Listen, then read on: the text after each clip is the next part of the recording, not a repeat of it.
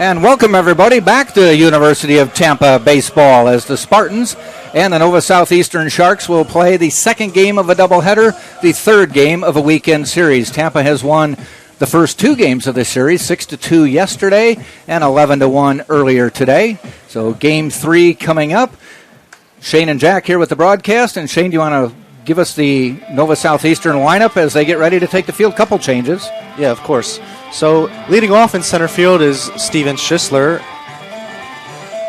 At shortstop is Adam Frank. Batting third and playing second base is Duncan Pastore. At third base, number 24, Daniel Irisari. Batting fifth, number 23, Christian Noriega. He's a freshman from Caracas, Venezuela. At first base, number 21, Adam Smith, junior infielder from Atlanta, Georgia. The designated hitter is number 13, Greg Delgado, a senior from Warminster, Pennsylvania. The catcher is number 22, Justin Wash, a sophomore from Pembroke Pines, Florida. And batting ninth is right fielder, number 19, Bryce Hazard, a junior from Valrico, Florida. So the Spartans exploded in the second game, or the game just about a half hour ago, trailed 1-0 after the top of the first, and ended up winning 11-1. Spartans will counter, and who does the Spartans have on the mound for the game two? Well, it's going to be number 12, Alex Canny. If I could just pull up his stats real quick. I'll just let you know he is a sophomore from Valrico, Florida. Went to Durant High School. He's going to be making his fourth start and ninth appearance today, entering. He's got a 4.30 ERA through 23 full innings, 11 earned runs, and a ratio of 17 strikeouts to 4 walks. As we get ready for game three of the weekend series, Spartans now 11-0 in the Sunshine State Conference, the only unbeaten team in conference play. With the loss, Nova Southeastern falls to 3-5 in conference play. Tampa now 22-4 on the year, and Nova Southeastern is now 12-12 overall on the season. First pitch from Canny is a ball, and we are underway. Defensively for the Spartans, and throughout the lineup, there's not many changes, some shuffling of spots in the order. But at catcher, Santiago Garavito moves from DH in game one to behind the dish. Around the infield, mostly the same. First base is E.J. Doskow. Second base will be Nico Saladino. And shortstop is J.D. Urso, and third base is Drew Earhard. In the outfield, the same starters from game one, Jamarcus Lyons in left, Jordan Lala in center, and E.J. Cumbo in right. That's been the outfield alignment. Joe Urso has preferred most of this season. Now 2-2. Ground ball foul. Caney's had a bit of an interesting journey this season. He was a starter and a solidified starter in the rotation to begin the season, but somewhat didn't perform up to standards. Got the K there. One up, one down.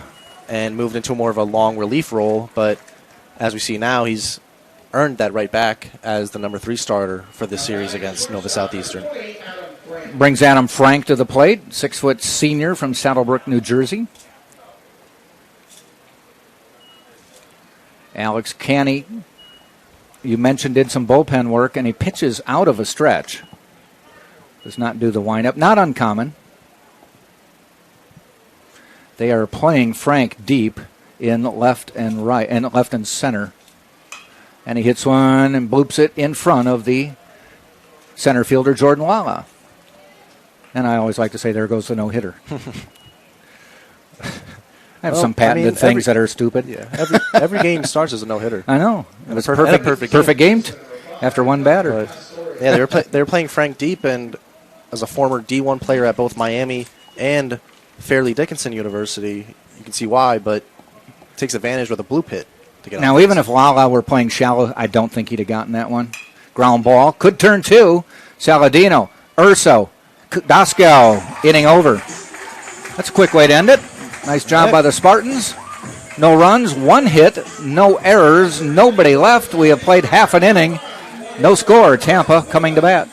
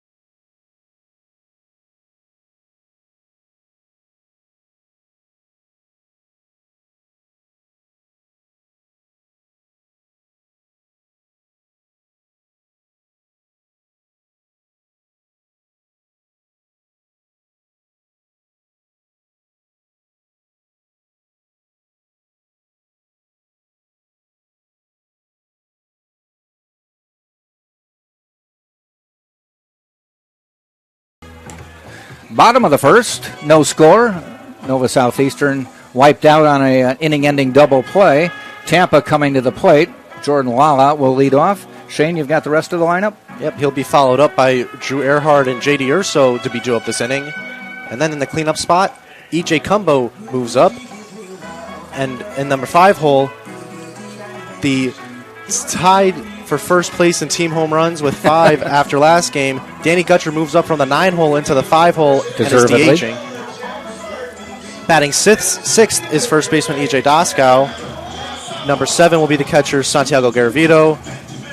8 batter will be second baseman Nico Saladino. And the number 9 batter is the left fielder Jamarcus Lyons. For the Sharks, Frank Ellisalt will be pitching. He's been the number 3 starter for them all season long. He's got a 4.34 ERA. He is making his 7th start today. He's pitched 29 innings and has a ratio of 28 strikeouts to 15 walks. First pitch is fouled off. Defensively for the Sharks, Jordan Ways is the catcher. At first base is Adam Smith. Up the middle,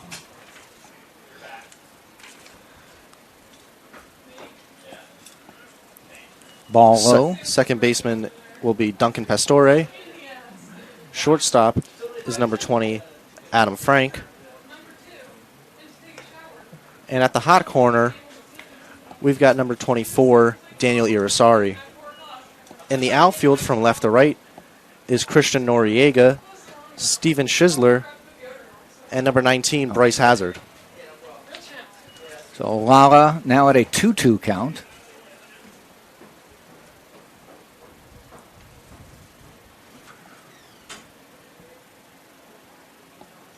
And we'll go full.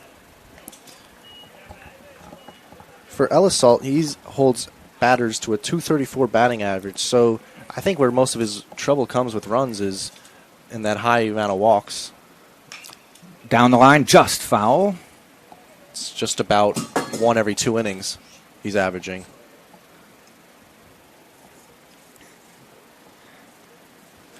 Three-two count on Lala.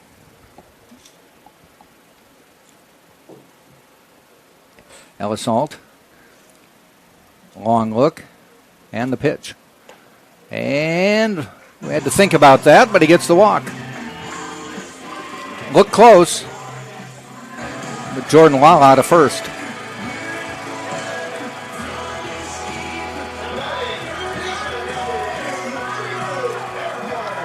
Now, even if Lala went 0 for 5 today, he still had a great afternoon. And after going 4 for 5 with 2 RBIs and a stolen base in Game 1, it was a huge catalyst for the 11 runs that Tampa scored.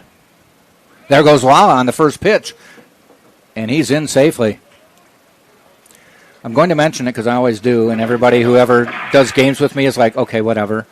But there used to be an old wives' tale that a leadoff walk, not just for a game but of an inning, is the worst thing you could do to get a guy on first defensively. And the wives' tale was they score 67% of the time, 2 out of 3 times. Whereas every other way, base hit, error, whatever, is only 33% of the time. And they said something about the walk. There's a bunt, and did he touch it? No. Ooh, close. He thought about it. Yeah. Well, if you do the research, a leadoff walk scores 33% of the time. But there was a wives' tale that was going around the coaching profession that leadoff walk is a disaster. You cannot let that happen. So every time there's a leadoff walk, I always watch to see if they'll score. I mean, I think there's probably more of a mental aspect to it if you're a pitcher. Saying, yeah, you gave up a walk to start. He didn't earn it. Like yeah. I let him on. He didn't do anything to get on base. But there's nothing exceptional about a leadoff walk. But any leadoff base runner is a good base runner. Is a good, yeah. And the Spartans already have him in scoring position. And I'm sure people who have been listening to me over the years are like, I know, you say this every time there's a leadoff walk. 0-2 to Earhart. Fly ball, foul. Drew set a record last game with his 234th game as a Spartan player. Talking to Todd Nelson down there, there's a countdown now what it will take for him to get his 200th win as a Spartan. They think they have to have about 32 wins on the season. There's one out into right field, waiting for it, making the catch. Lala had left the bag, so he does not advance. For Lala, you were mentioning in the first game, he's only had 17 stolen bases last year, now has 20 this year. And we were talking about walks earlier. Would it surprise you that he leads the team in walks entering today with 22? He gets on base any way he can. A Moneyball's dream. Yeah. J.D. Urso at the plate now, 1 out, man on second. Still a pretty strong breeze blowing right to left. Might blow balls into the outfield. Now do they send him on the base hit? Joe says, come on home. Here comes Lala. Not going to have a play at the plate. Spartans up 1-0. And J.D. Urso slides back into first with the base hit. Spartans up. Spartans pick up pretty much where they left off in game 1. This time they jump out to the 1-0 lead in the first inning, contrary to the first 2 games of the series. So a little change of script as Nova Southeastern scored in the first inning of the first 2 games. Spartans with 6-2 and 11-1 wins. Cumbo at the plate.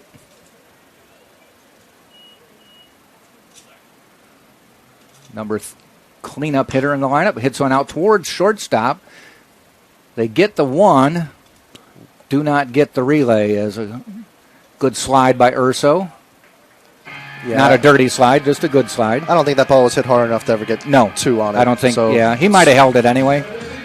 It's good on the Sharks to make sure they get 1 on that play.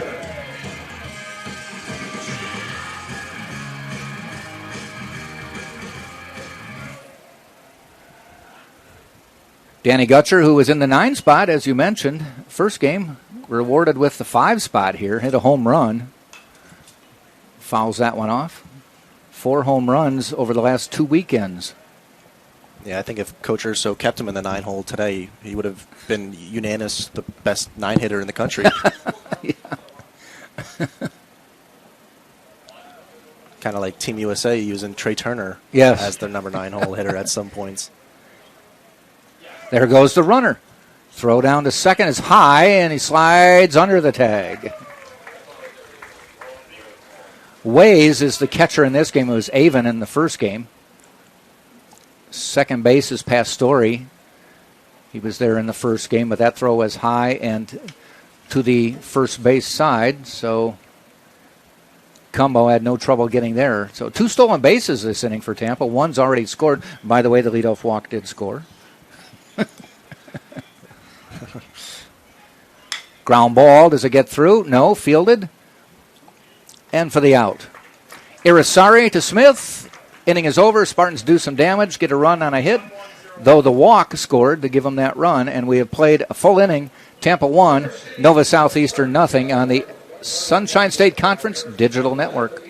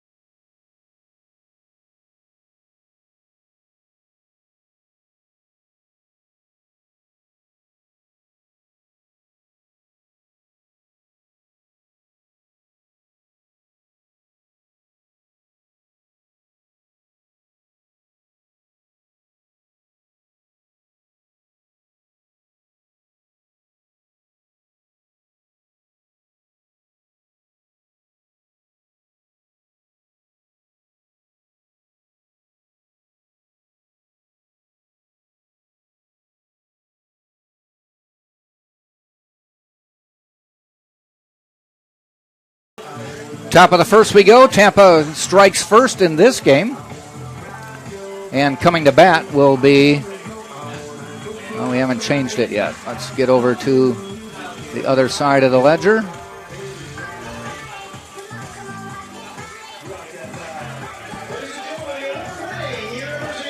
It's going to be Irisari, Noriega, and Smith. 4, 5, 6 hitters. Alex Canny on the mound for the Spartans. First pitch, big swing and a miss. Irisari, third baseman. Somewhat unusual to see a third baseman who's always a right-hander batting a left. I don't remember if he was a switch hitter. I think he's been a lefty. Yeah, I mean, Tampa doesn't really have a lot of left-handed arms to offer right. Anyway. Fouled off. And they didn't use, I think the only one is Cameron Serrata. They did not use him in the first game. Pretty much straight away. Outside.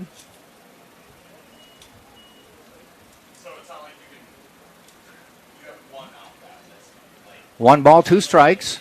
First batter, top of the second. Ball high. We talked about it briefly in the first game, but you had mentioned shadows coming in. And this time of year, now that the time has changed, sun will set directly behind the press box. And you can see the shadows from the canopy. There's a little pop-up. Urso going back. Lyons shading his eyes. And Urso running away from the infield makes a nice catch right in front of Jamarcus Lyons. Yeah, I think that the sun and he's definitely played a factor for some shades.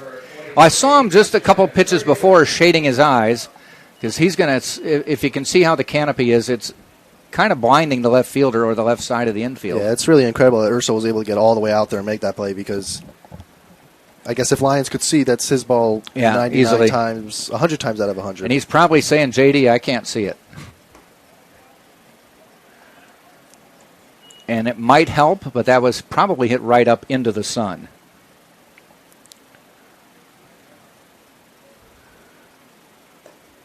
Strike call.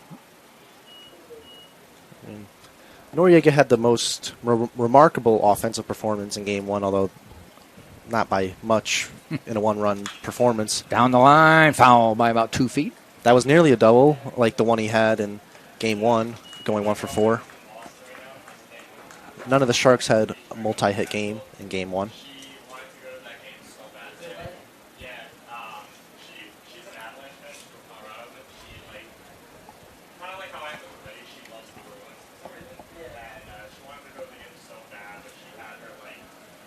And the pitch. Fouled back the other side.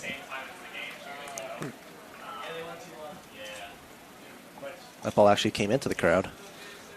You do have to be careful if you ever come out here. They do have the screen behind the plate, but it will hit at angles and could end up in the crowd. And oftentimes there's, matter of fact, I see one down here, a little kid right up against the fence, and if it hits, it's coming that way.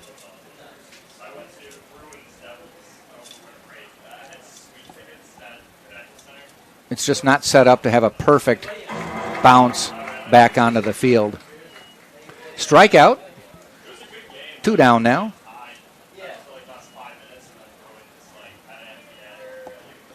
And it will bring Adam Smith to the plate, first baseman.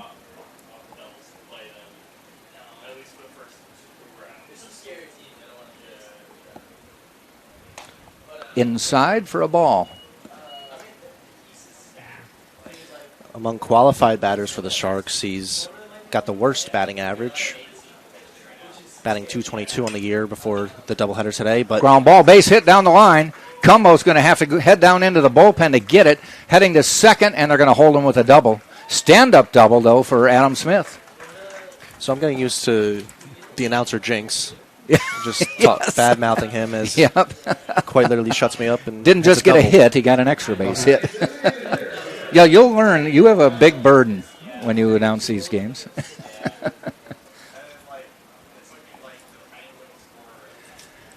Delgado coming to the plate. Runner in scoring position now.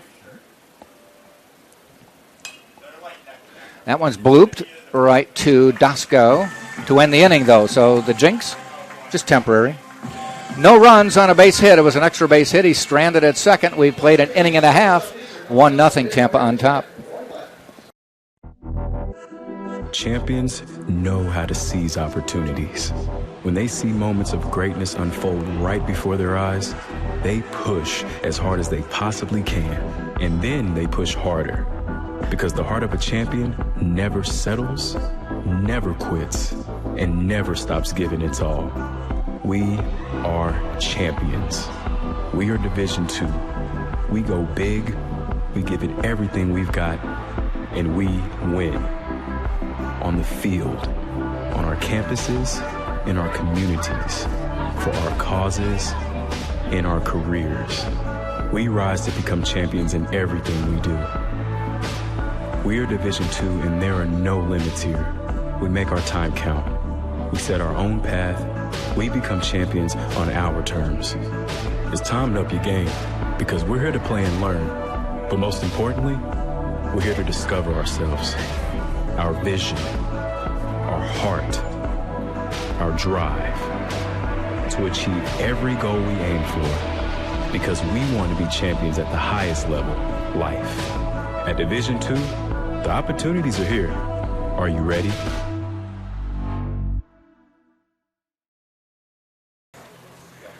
Bottom of the second, 1-0 Tampa on top, and they will send up Dasco, Garavito, Saladino, the 6, 7, 8 hitters.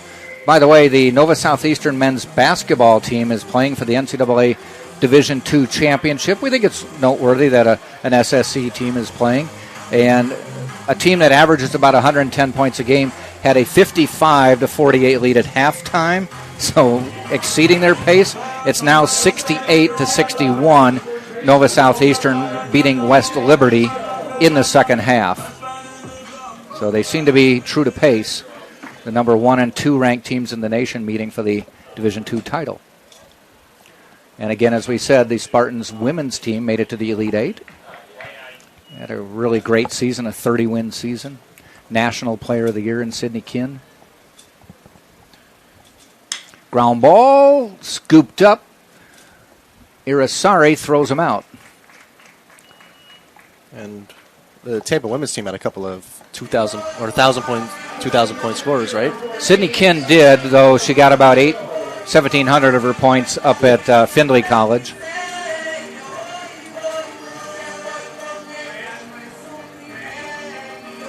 There was an interesting story about Sidney, 6'3", just a phenomenal athlete. And she wanted to play her grad year somewhere, and she was actually talking to Clemson as well as UT.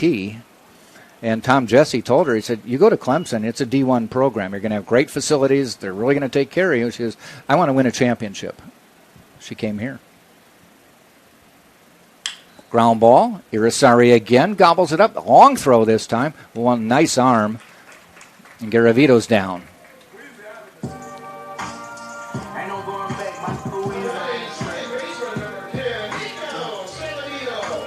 Nico Saladino came in as a pinch hitter in the first game, starting in this game at second base.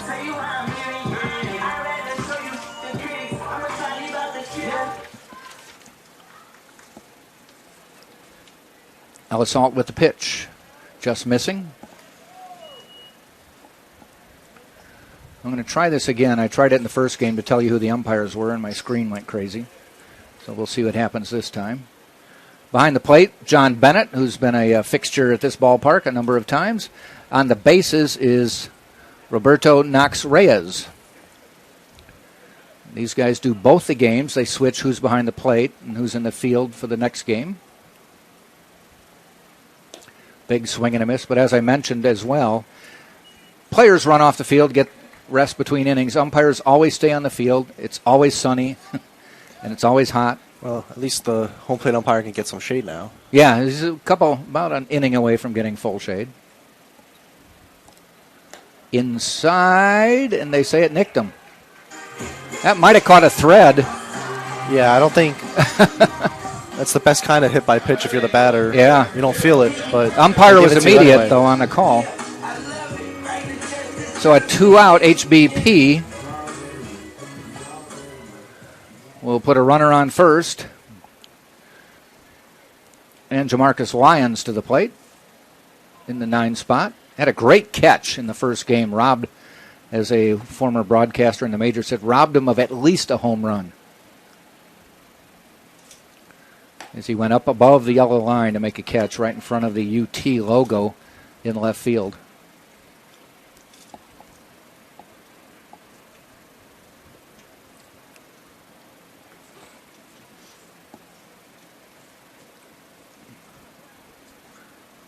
Oh, 1 pitch. There goes a runner. Ground ball out to short. They're going to have to go to first, and they do to end the inning. That was Frank to Smith.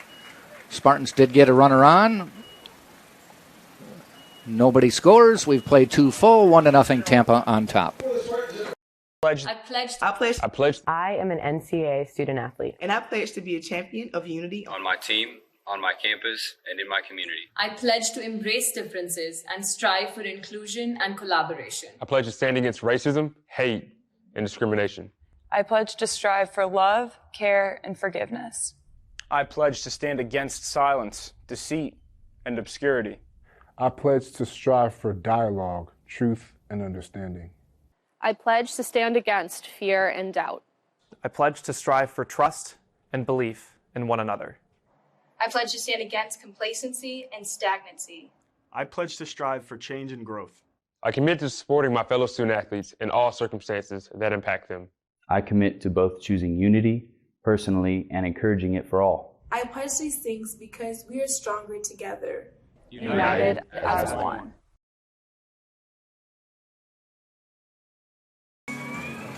Top of the third, it'll be Ways, Hazard, Schizler, 8-9-1 for Nova Southeastern.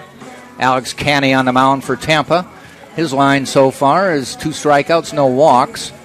Gave up a double. No damage so far. Yeah, Ways is part of the catcher tandem for Nova Southeastern, but kind of stereotypically for catchers, neither of them haven't had the greatest offensive seasons. Both are batting under 200 entering today. As Colby Avon started the first game, and now Ways gets to start in game 2.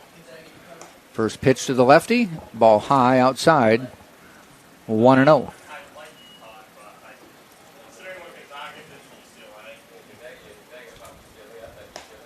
Just missing outside, 2-0.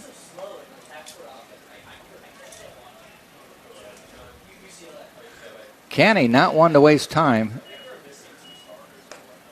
That's the strike. If they would not need a pitch clock for Alex Canny at this point.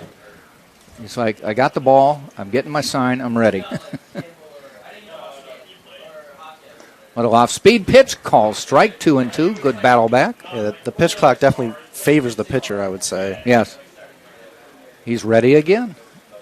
He's not even letting the pitch clock get down to single digits. Ground ball. Earhart takes a high hop, tosses across to Doskow for the first out. And by the way, there is no pitch clock in college baseball. We're just referencing it. The other rule that is in Major League Baseball does not apply to college baseball, is you can put all 4 guys on one side of the infield if you want to. Joe did that a bunch last year. I haven't seen him do it this year. Another team did it a few times against Tampa earlier. I think at the World Baseball Classic, did they use a pitch clock? I don't think they had a pitch clock or the infield rule. I'm not sure. Yeah, I don't remember it. I know for a fact there wasn't a pitch clock, but I don't remember if teams were shifting or not, really. Another rule that's in the majors that right now the Spartans would be in violation of is shortstop and second base. Everybody has to have their feet on the dirt. And they're just a little bit on the grass. And by the way, I think, didn't we both read that the games are about 30 minutes shorter so far in spring training? Yes. They're about 2:30 now. And there's almost always a direct correlation between spring training average to the regular season. Okay. In years past. Just going to take a while for everybody to figure it out. I saw one guy who always between pitches readjusted his gloves and got called for a third strike to end the game earlier this week. Yeah, there was plenty of like comparisons on social media. The one that was famous was, I guess, in the 20. You're a Cubs fan though, so yes, 20. I think it was one of the NLCSs. I think okay. 17, mm-hmm. where Pedro Baez of the Dodgers at the time. There was a clip of Jose Altuve was able to run around the bases on an inside park home run about 7 times in between when he threw pitches really? During his appearance at Wrigley Field during one of those games at NLCS. Jeez. So it's like, this is what we're trying to get rid of. Yes.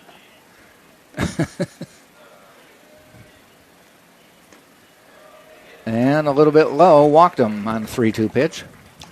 And I hope they give him leeway and they're not like if the clock comes down and then you like within a split second start, that's fine. At least you were close.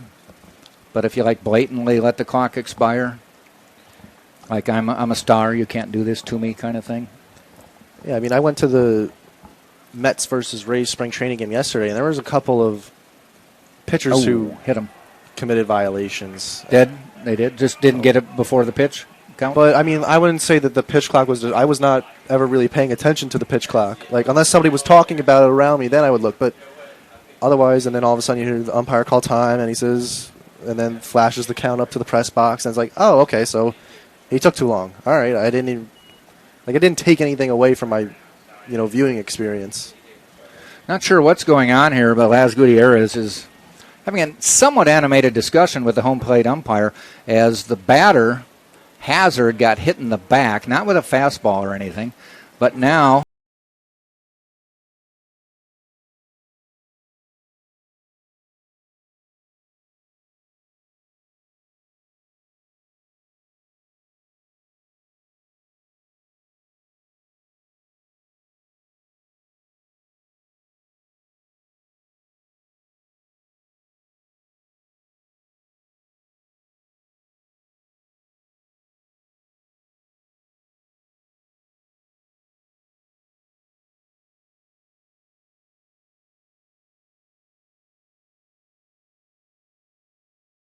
By pitch, there'd be 2 runners on. Yeah.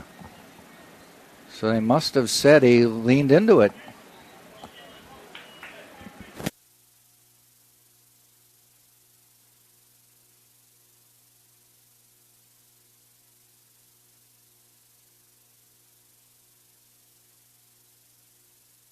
Ground ball up the middle, Urso. Saladino double play for the second time in 3 innings. The Spartans get a game or an inning-ending double play. So no runs, no hits, no errors. We go to the bottom of the third, 1-0. Tampa on top.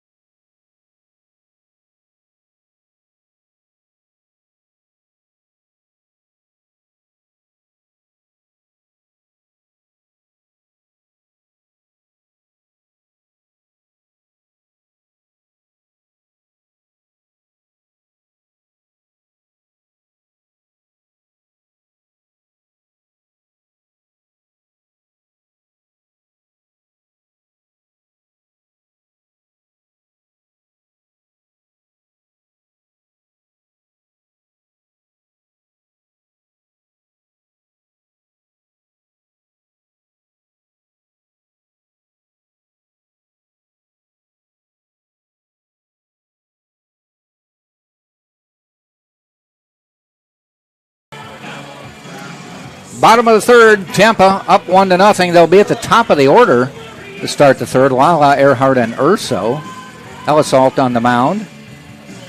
His line on the day so far, 2 innings, 1 hit, 1 run. It was earned. Walked 1, no strikeouts. His pitch count, 27 after 2 innings. So I think we got clarification on what happened to the end of the last inning. As they called a lean in on that hit by pitch on a breaking ball. I thought it was maybe something about intent or that Laz Gutierrez, the manager for the Sharks, was arguing, but instead of a hit by pitch, it was a strike. Continued the at bat, and then Schizler grounded into an inning-ending double play.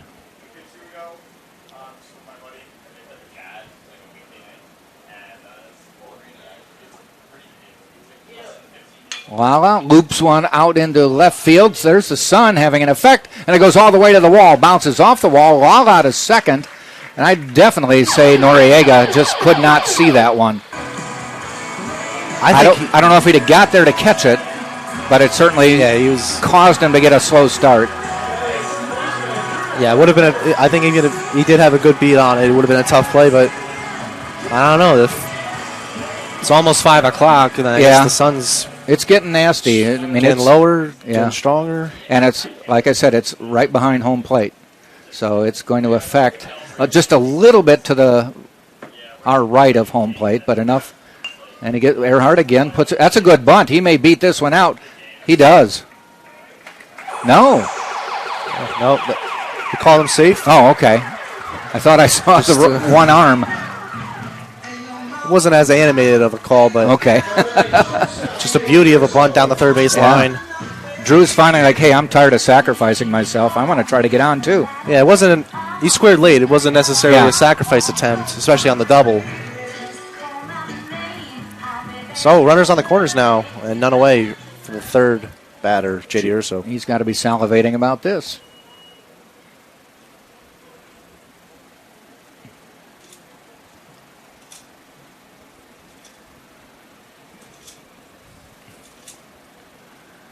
Ellisalt with a long look, then a look over at first. Now he's in the stretch. Earhart on first, they throw. Lala is on third. Spartans with a 1-0 lead here in the bottom of the third.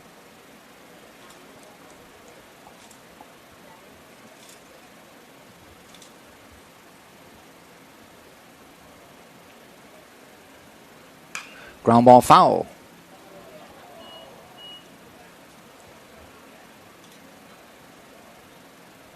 Some of the players in the Tampa dugout had to move out of the way of that one. Although a lot of them aren't sitting in the dugout, so. Some of them sit just outside on the fence, so they scattered. 1 strike pitch. Throw over.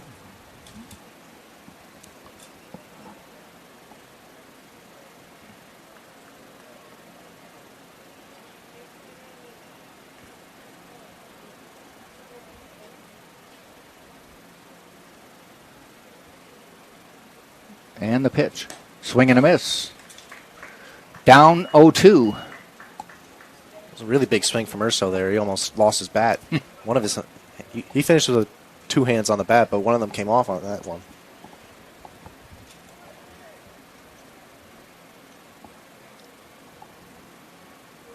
Again, they don't like Earhart being on first base. He's not the threat. No, he's not. Lala is. Guess they just want to keep him from scoring position. Just 2 stolen bases so far this season. Not a big threat.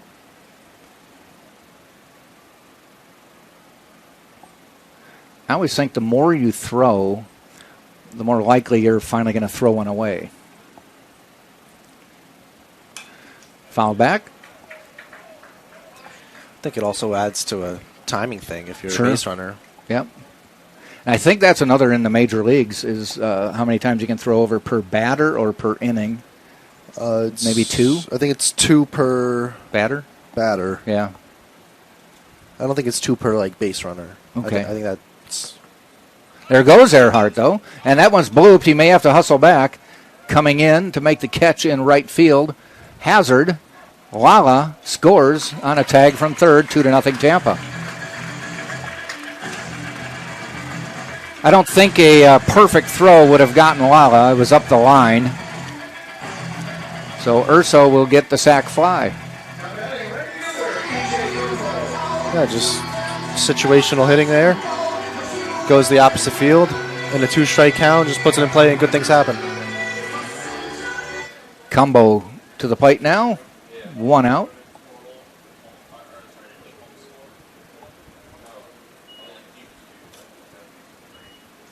Popped it up, foul out of play.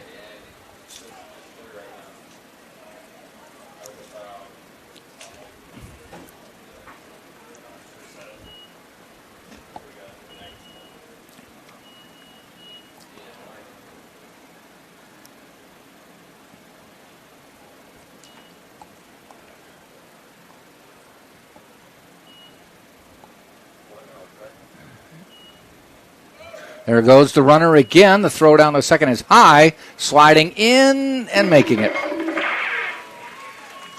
So after all, Earhart is a candidate to okay. run.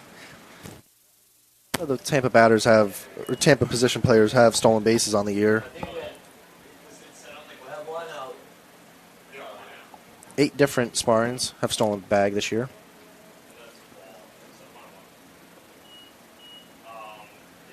That is hit. That is going to head toward the scoreboard. Not deep enough, though. There's Combo going, are you kidding me? Shrugs his shoulders near first base. I thought that was really deep, but Hazard caught it well in front of the warning track. Yeah, I think the wind blowing in might have knocked definitely did something to that. Yeah. So 2 outs now. Gutcher to the plate. Earhart on second. Curveball strike. Gutcher had 6 RBIs in game 1. He could have his 7th on the day with a base hit here. And a phenomenal series last weekend, or a phenomenal game anyway. 3 home runs in 1 game. One was a grand slam, right? I believe so. Yeah, I think so.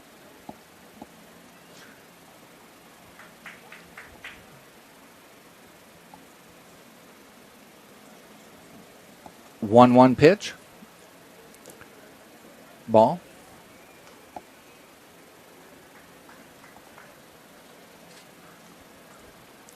Gutcher DH in this game. He and Garavito just switched positions. Gutcher moved up the order.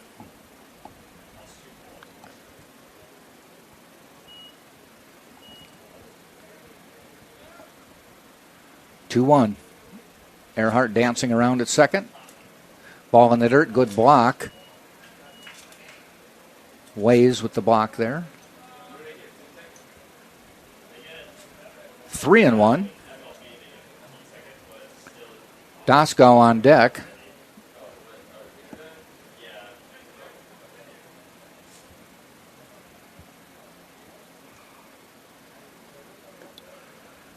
Walked him.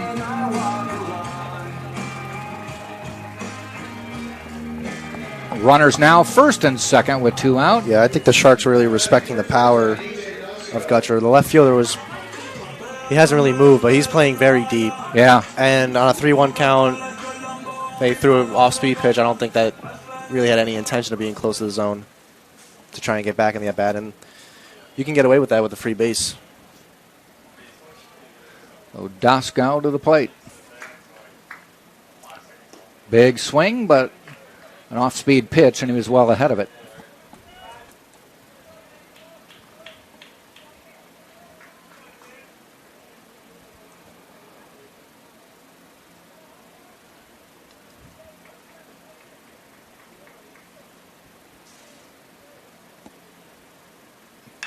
Ground ball just foul.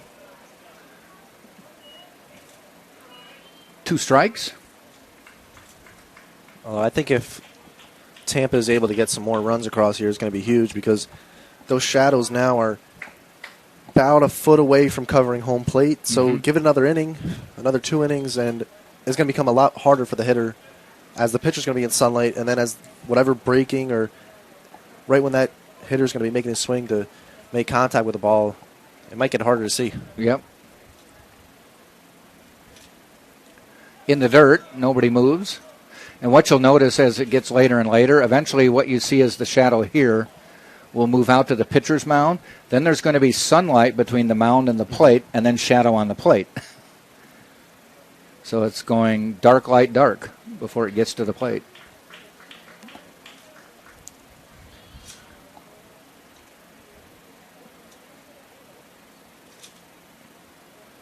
In the dirt again.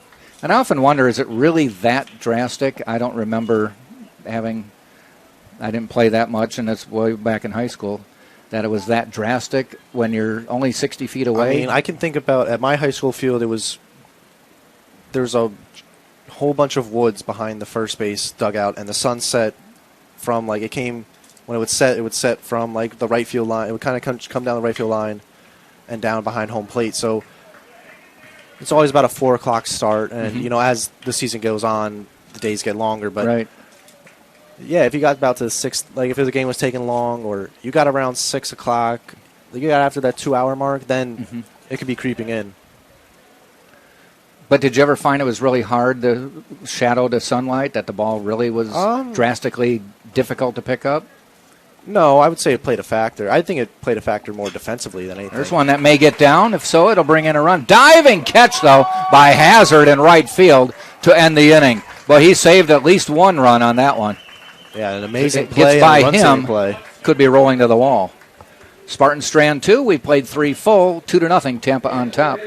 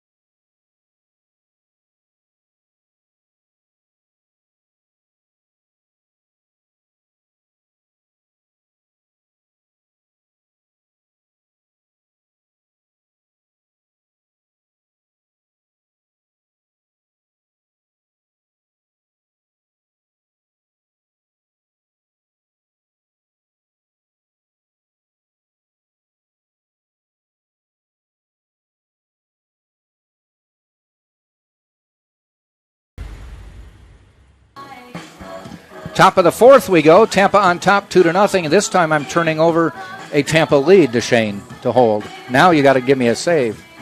Yeah, what are we at about 8-5 now? Yep. Maybe more than that, but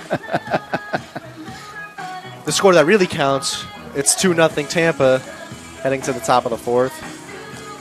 Alex Canny has thrown 3 scoreless innings, allowing 2 hits and walking 1, and striking out 2. Adam Frank will be the batter.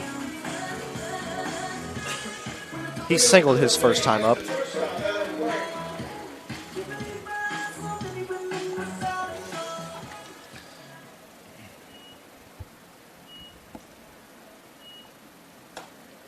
Frank takes ball 1, and he has connections to Fairleigh Dickinson University as a former player there, who I think that school recently got put on the map for a lot of people based on their historic NCAA tournament run, as the former Knight singles into center field to lead off the inning.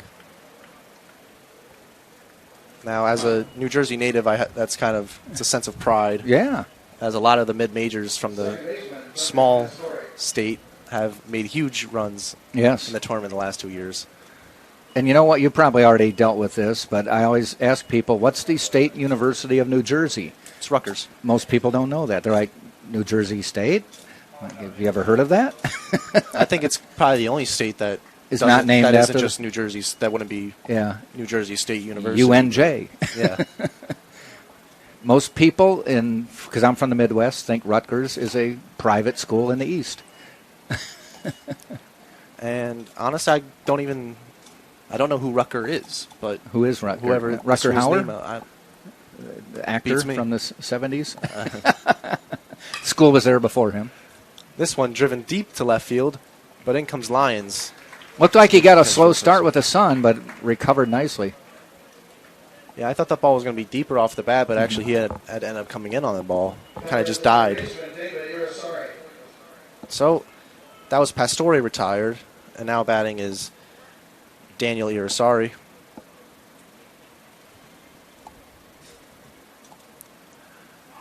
A pickoff attempt to first.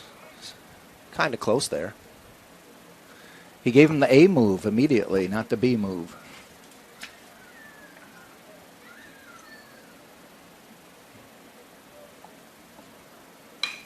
This one's grounded sharply to second.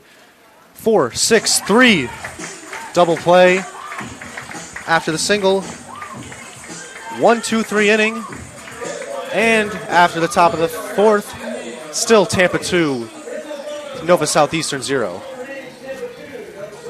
Isn't that the third inning? They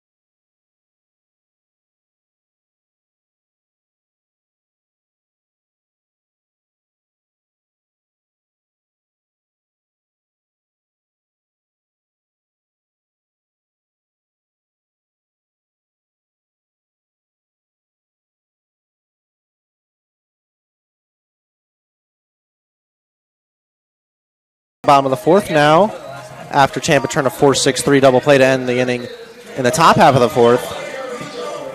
Santiago Garavito will be the first batter. But to talk about Tampa and their double plays, entering today's doubleheader, they were tied 15th in all of Division II with 21 turn double plays. They turned one in Game 1 and have had 3 already through 4 innings now. So I'm sure their status in the rankings will jump after today. The first pitch is a breaking ball taken for strike 1. Garavito caught all 9 innings of Game 1 and now trades places with his other teammate at catcher as he almost takes a fastball off the elbow guard or even higher. Oh, no, it did actually hit him. It did get him, okay. I didn't really see a signal from the umpire.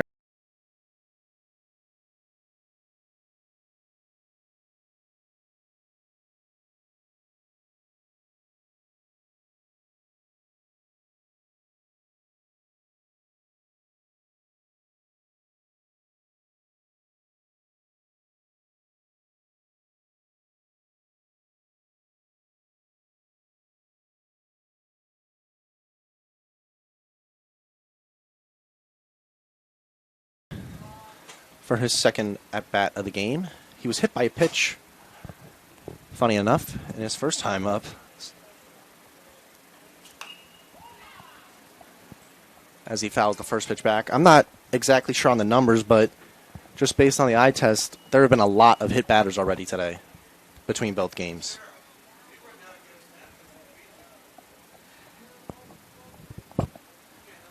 As the catcher waits, throws out some signs. Maybe it's potentially worried about a bunt. Although I wouldn't assume after Saldini was swinging away to start the at-bat.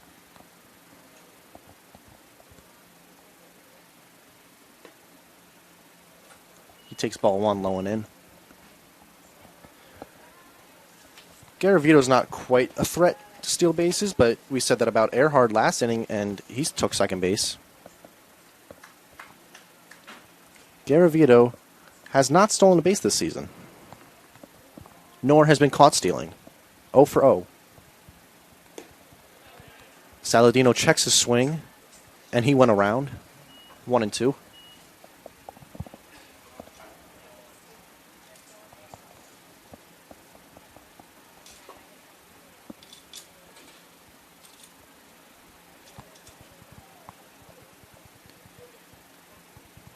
Elisal comes set and delivers. Swung on, strike 3. So that'll bring up Jamarcus Lyons, the number 9 batter in the Game 2 lineup. It's nice to see Lyons, the junior and Tampa native from Leon King High School, back in the lineup for the Spartans. As we had mentioned earlier in the Game 1 broadcast, and maybe even earlier in this broadcast, but injury in that first series against Georgia College kind of derailed what was most likely going to be some regular playing time and regular starting time for Lyons. But now he started both games today as he gets hit with a fastball. And, I mean, these teams are division rivals and conference rivals, but I'm not saying there's bad blood between them, but if you were to just look at the box scores and see hit by pitch after hit by pitch, you'd think something fishy's going on here and something hostile is going on here. So, for Lala, the reigning Sunshine State Conference Player of the Week, he comes off the bat with a runner on first and second and 1 away. Now, facing Elisal for the 3rd time this afternoon.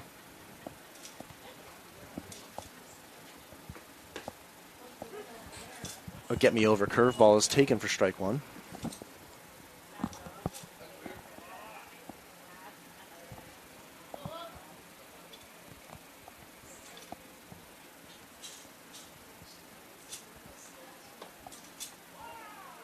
The second pitch is taken high and away for ball 1.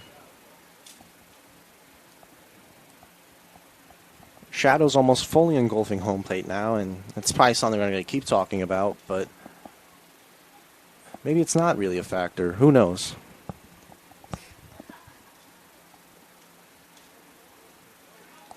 Breaking ball taken in the dirt. The outfield is more shifted, like Lala's almost a right-handed batter. The left fielder, Noriega, is playing really deep, but he has all game. And the center fielder, Schizler, is actually shaded more towards left center. However, the right fielder, Hazard, is playing straight up. The 2-1. Taken inside as the ball bounces around home plate, but the runners stay put.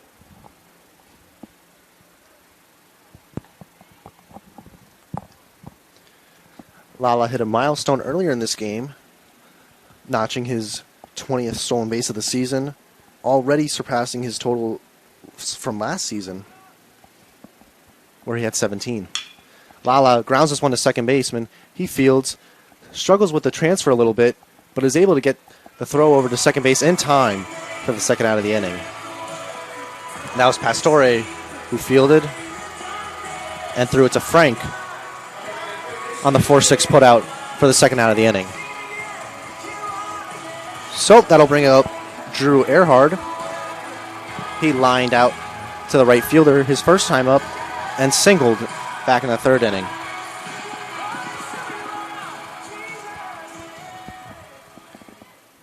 Also, I'd like to acknowledge that the Tampa cheerleaders, the Spartan Scarlets, are out for Game 2. It's always good to see extra fan support. Lala takes off, and there won't be a throw. In the blink of an eye, he has another stolen base.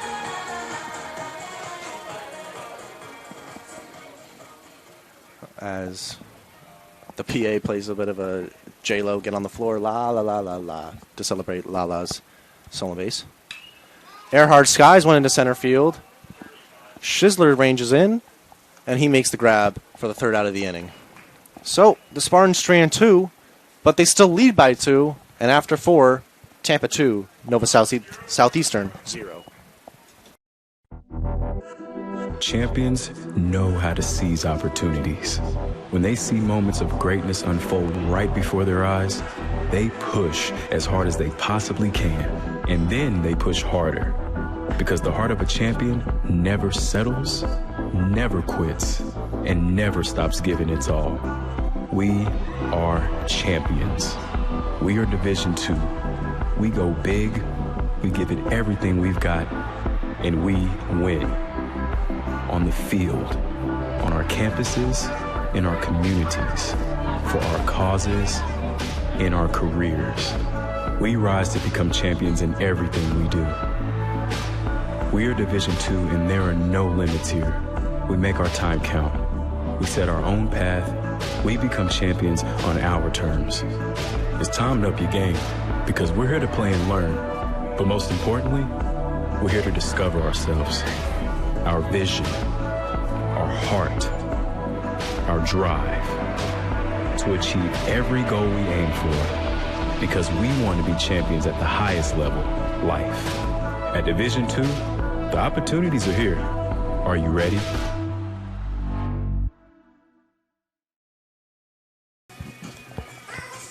All right. Beginning at the top of the 5th at the University of Tampa baseball field. It's a beautiful sunny day and just outside of downtown Tampa, Florida, as the University of Tampa Spartans lead the Nova Southeastern Sharks 2-0. Both teams have 3 hits apiece. For the Sharks, due up this inning will be Christian Noriega, followed by Adam Smith and Greg Delgado. Noriega takes strike 1. He was my offensive player of the game, so to speak, for the Sharks in Game 1, but a lot of one-hit games. He was the only Shark with an extra base hit. But he's down in an 0-2 hole now. Caney comes set, fires. Fastball taken outside for a ball. Now, some pitchers are called human rain delays, but Caney is quite the opposite of it. He gets set and pitches with such a pace that I can't really say much in between pitches. 2-2 now. And the pitch swung on and missed, strike 3. That'll be Caney's 3rd strikeout of the afternoon. And he's really settled in now, finding himself back in the starting rotation. Right now his line is 4 1/3 innings, 3 hits, no earned runs, no runs at all, and just 1 walk, as he gets ahead of Smith 0-1.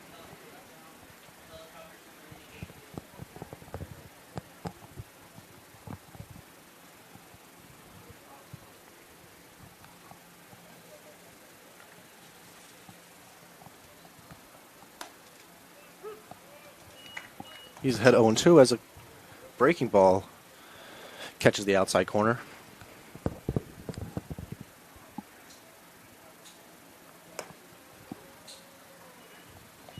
Taken for ball 1. This is Caney's 9th appearance of the season, but just his 4th start. As a nice piece of 2-strike hitting, Smith is able to deposit one into left field for a base hit. His first hit of the game. Excuse me, rather his second hit of the game, as he doubled last time up.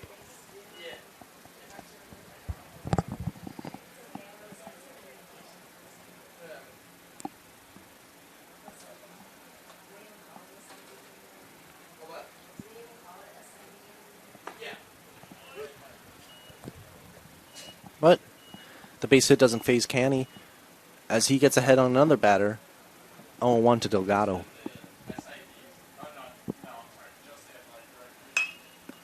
This one's grounded out the middle. Fielded by Urso. Flips to Saladino and throws over to Doskow. 6-4-3. And it was due to happen again. Another double play for the Spartans. After 4.5, we've got a Tampa 2, Nova Southeastern 0. We'll be back after this on the...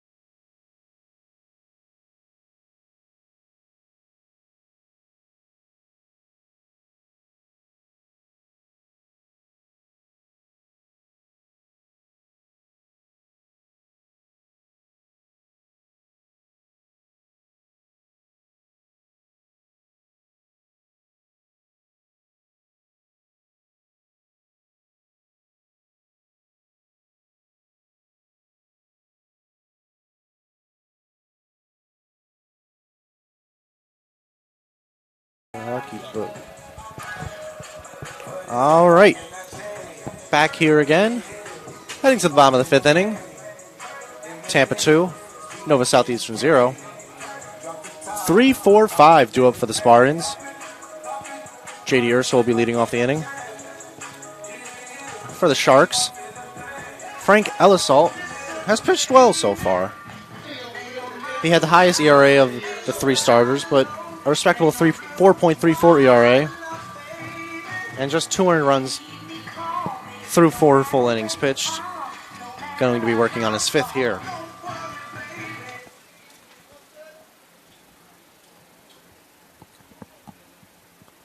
He starts his windup and delivers. As Urso pops this one in between foul territory and the first base bag, as the first baseman Smith comes over and makes the easy play. 1 away.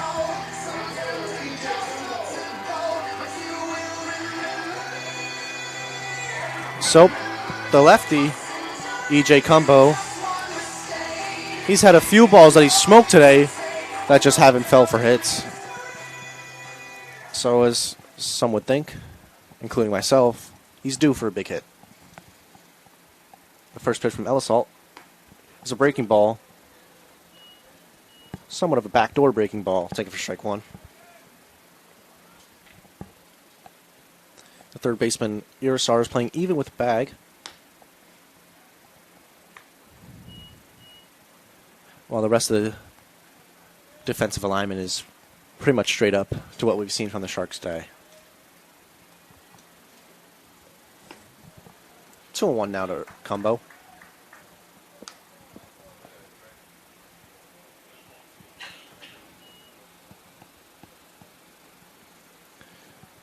Gutcher awaits on deck as Cumbo swings and misses at a pitch in the dirt.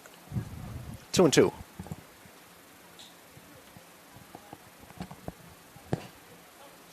Temperatures cooled down, but the arms in the Sharks bullpen are warming up as Cumbo grounds one through the hole. That's going to get through for a base hit. So I'll pat myself on the back. I was right in my prediction. That Cumbo was going to get a hit here. In the Nova Southeastern bullpen, there's a left-hander warming up. I can't get a number from this distance. But once he comes into the game, I'll be sure to let you know. Although I don't know when that will be.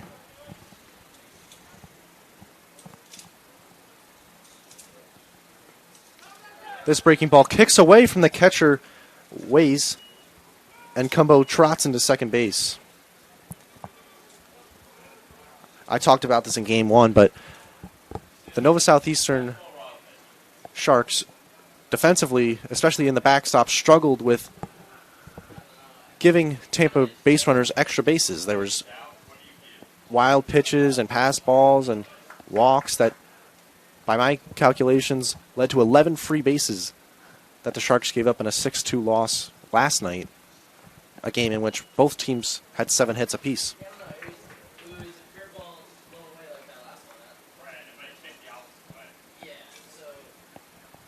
So, it's 2-0 now to Gutcher.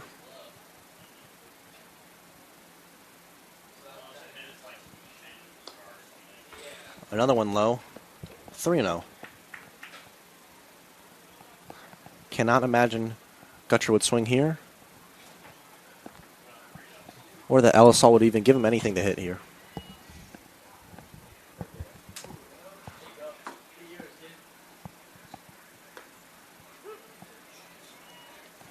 But to talk about the bullpen, it will be interesting to see how manager Laz Gutierrez decides to manage the bullpen, as the Sharks have a somewhat quick turnaround for their next game, which is going to be on Tuesday night in a non-conference game at Barrie, as Gutcher takes ball 4. Setting up first and second for E.J. Doskow.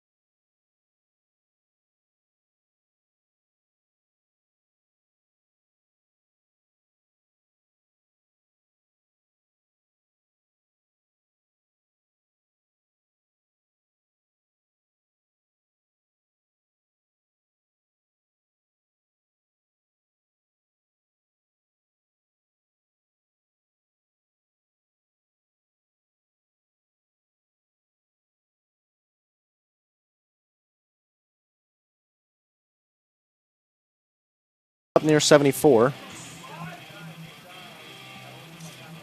3 walks is going to hurt, though, to go along with the 4 hits he's allowed.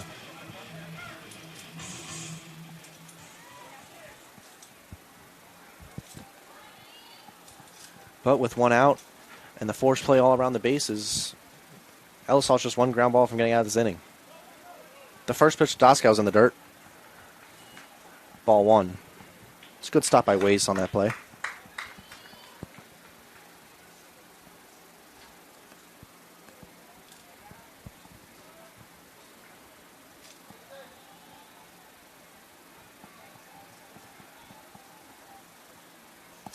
He comes set, delivers. Fastball, low and in for a ball. 2-0. Doskow was the longtime home run leader on the team this season, as a well-traveled veteran of Division II baseball. But he's got competition now with the man on first base. As he flies one down the right field line in foul territory, nobody will be able to get that one.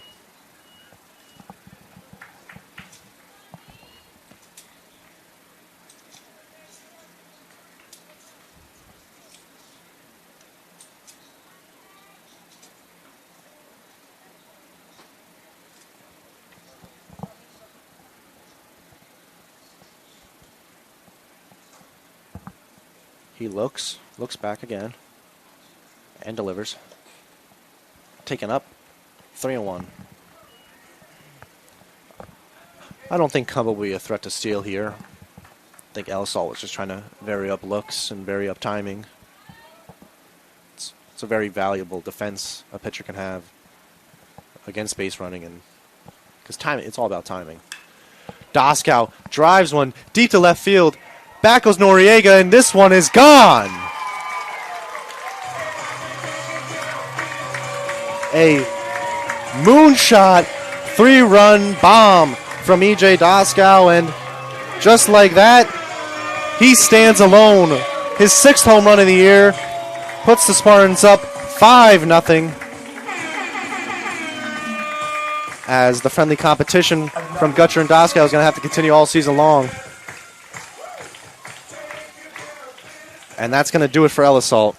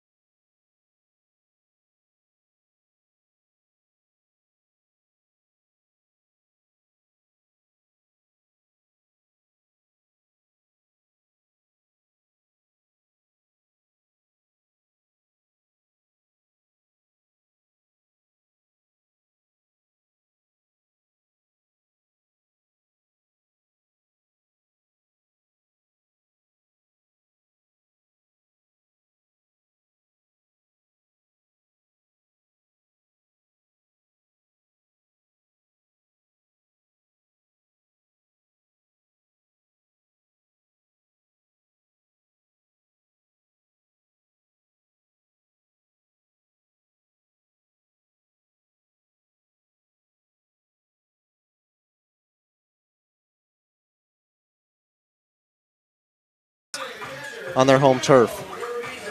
So, Tampa returned a lot of players from that team last season, and I think revenge will be on their mind. But first, we've got to get through this game.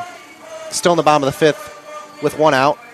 Santiago Garavito, the designated hitter, steps up to bat.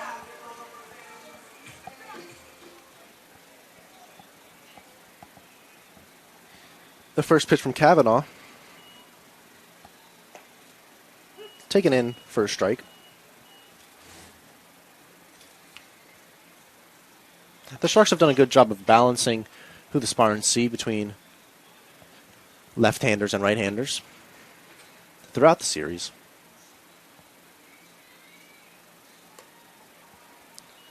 This breaking pitch, taken high and away, 1-1. Now on that home run, I kind of lost the ball among the yellow background or the yellow wall of that new building and new construction going on in left field. For those that don't know, it's going to become a brand new energy/water plant that should filter and I guess concentrate the energy used and water used for the entire campus. But Garavito pops this one up behind second base. Pastore struggled.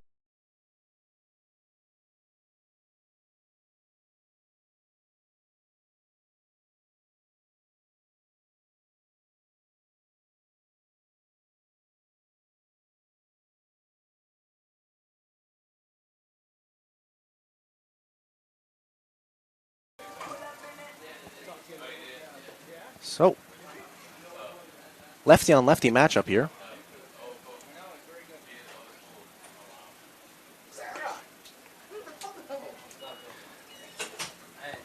Saladino trying to bring his batting average up. He's behind a long list of 400 and 300 batters in the Tampa position players and their depth chart on the roster as he fall behind 0-2.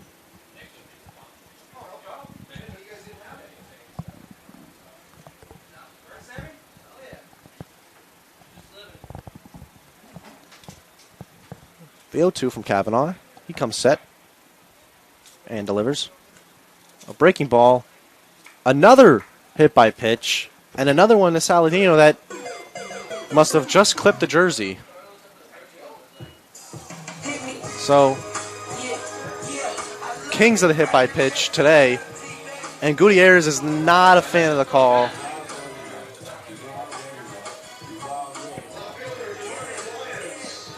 And I think I side with him on this one. The first time Saladino got clipped, I could clearly hear the sound of the ball hitting the jersey, but this time I didn't hear anything out of the ordinary from the normal transfer between pitcher to catcher and ball to mitt. But Gutierrez has got to do anything to try to turn his team's fortunes around, as they're winless in this series and winless on the road. Under 500 in conference play. And a loss today would put them under 500 for the season in Game 2.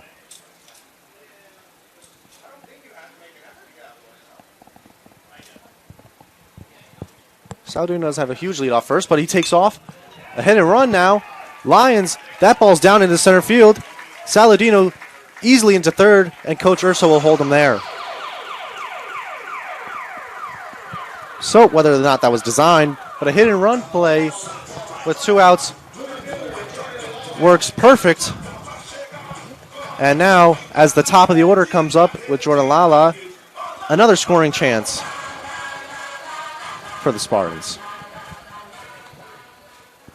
The catcher Wace throws out some first and third signs. I'm not sure if Lions would run here, especially with 2 outs and a runner in a scoring position.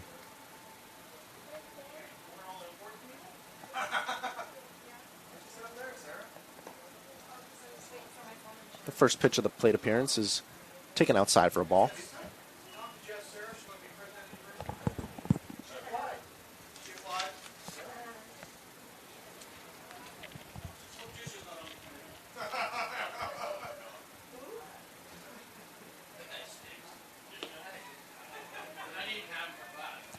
Lala thought about swinging at that one, but he made the right choice. It's taken for a ball, 2-0.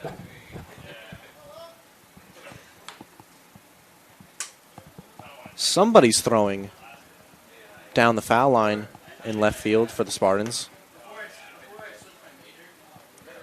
as Saladino has to go diving back, with Wace threatening to throw to try and backpick him at third base. However, I can only see a catcher playing catch with somebody, as whoever's throwing the balls to him is blocked by the dugout. I'm not sure if it's even a pitcher throwing.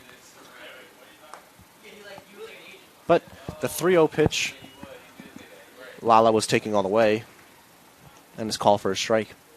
So the at-bat continues.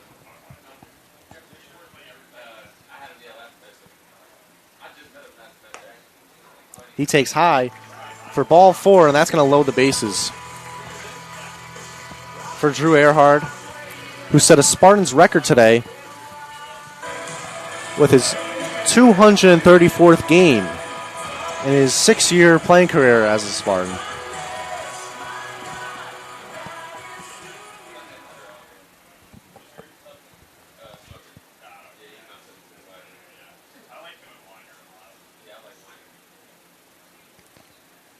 So, Kavanaugh comes set, delivers the 0-0, grounded weakly. In comes Irisar. He can't make the transfer. It's an infield single and an RBI single. Saladino comes in to score, and every runner moves station to station, making it a 6-0 game.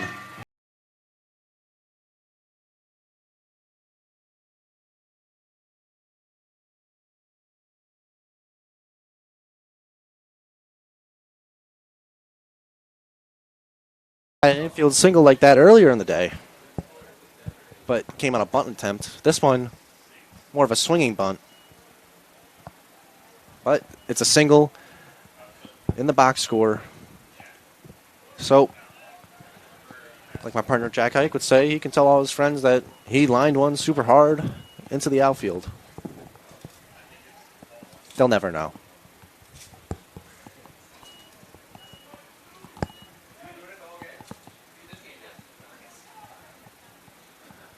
The 1-0 offering from Kavanaugh to Urso. Grounded hard at the shortstop. And Frank will take it himself to end the inning. But the Spartans put across 4 on a Doskow 3-run homer and an Earhart infield RBI single. After 5, Tampa 6, Nova Southeastern 0.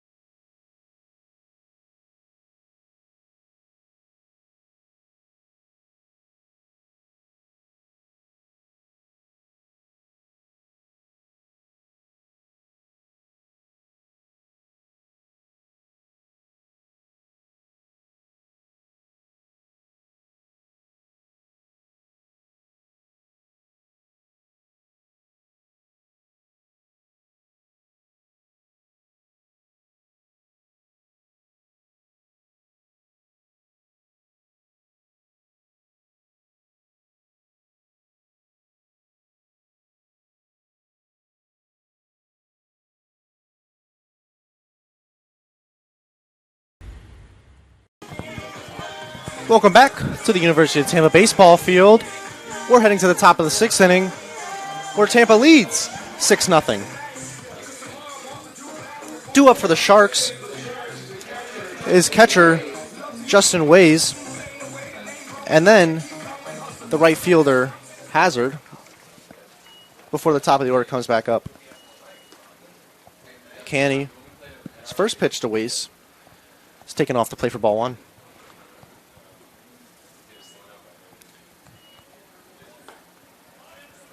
He swings on misses at a fastball for strike one.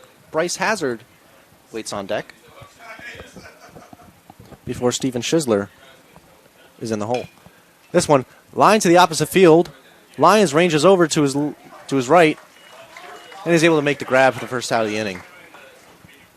So, wanted to give an update. We've talked about the Nova Southeastern men's basketball team throughout both broadcasts today. And if you're a fan of the Sharks and a fan of the Sunshine State Conference, I have great news, perfect news even, as the Sharks complete their perfect season, going 36-0 and winning the national championship by a score of 111-101 over West Liberty. So, even though we may be conference rivals, I will say congratulations to the Nova Southeastern Sharks and the men's basketball team on an incredible season. A team that averaged over 100 points a game on the year and scored a 111 in the championship game.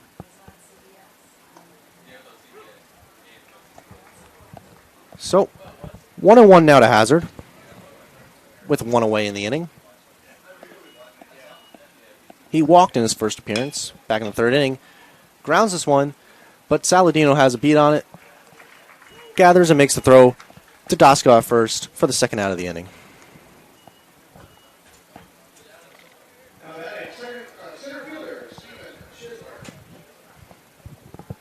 So, back to the top of the order. Center fielder Steven Schisler, who's 0 for 2 today, digs into the box. He pops this one foul. Might be playable for Doskow. Near the wall, and I couldn't see because the first base dugout took him out of view, but I don't think Doskow made the play. I did not see the umpire signal out or anything, so it is just strike 1 instead of the 3rd out.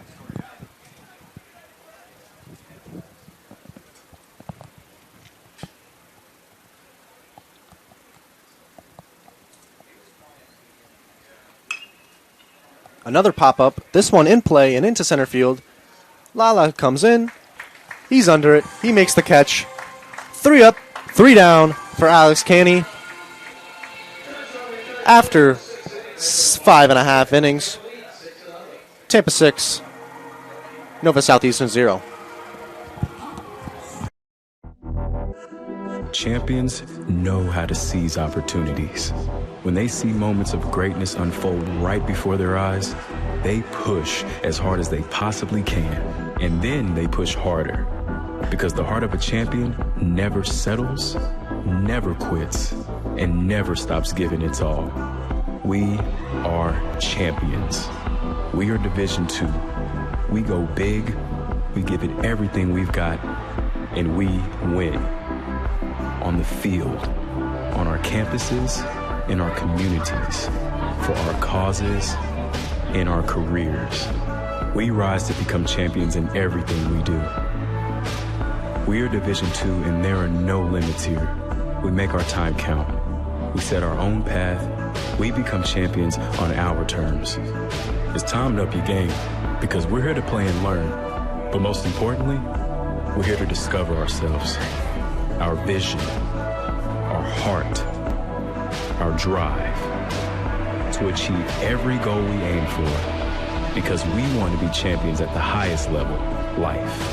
At Division II, the opportunities are here. Are you ready?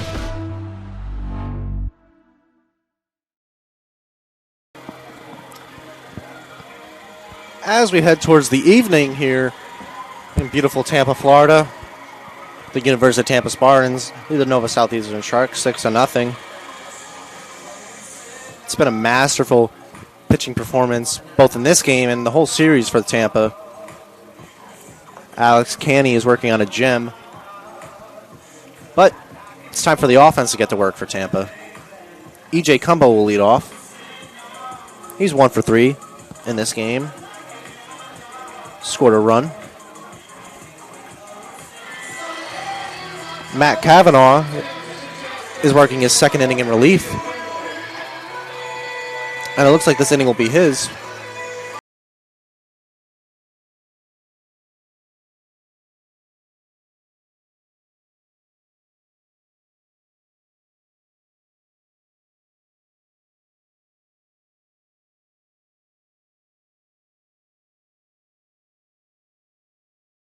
New right fielder for the Sharks.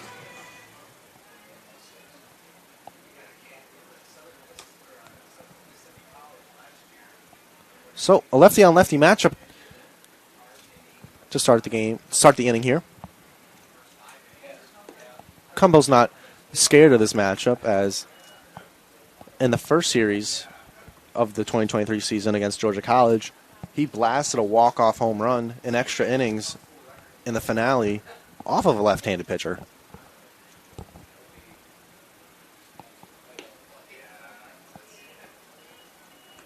And he's ahead on this left-handed pitcher, Kavanaugh, 2-0.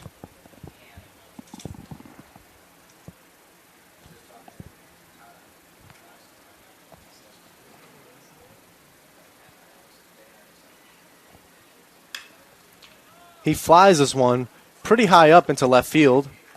Noriega is able to make the play, however, for the first out of the inning. So, that'll bring up Gutcher, who entered the game tied for first in home runs on the team and is now back in second after E.J. Doskow blasted his 6th of the year to left field last inning for a 3-run home run.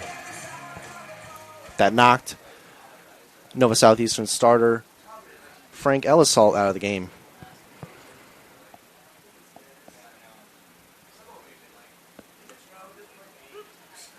Kavanaugh gets ahead 0-1 on a fastball taken for strike 1.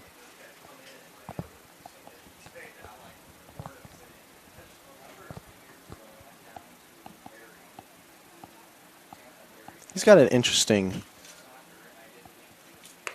windup, although he's pitching out of the stretch right now with nobody on, but he took about like 3 different stutter steps. I thought he was about to start his motion 3 different times as Kavanaugh came set. He steps once, steps twice, steps 3 times, and then he'll deliver. but it's outside for a ball. It's 2-1. I've seen that become a trend with a lot of major league relievers where they kind of, tap their foot a bunch of times as a means to get ready.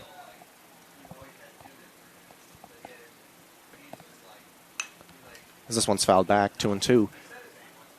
I always wondered why, and they'll do it with runners on, so I always wonder why, at what point does it become a balk? But as long as it's in the act of coming set, it's not a balk. And if you do it every time, it's not deceiving. It's just your routine. But he does it again, and the 2-2, a breaking ball way up there. The count is full. Gutcher's working on a great afternoon. He went 2 for 3 with 6 RBIs in Game 1 of today's doubleheader. And today, he's 0 for 1, but with 2 walks.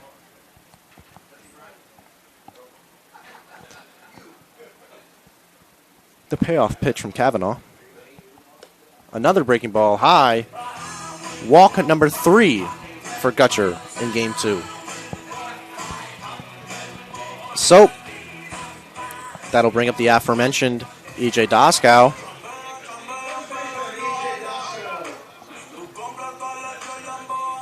We know he's got power, and now he gets into a favorable matchup against a left-handed pitcher as a right-handed batter.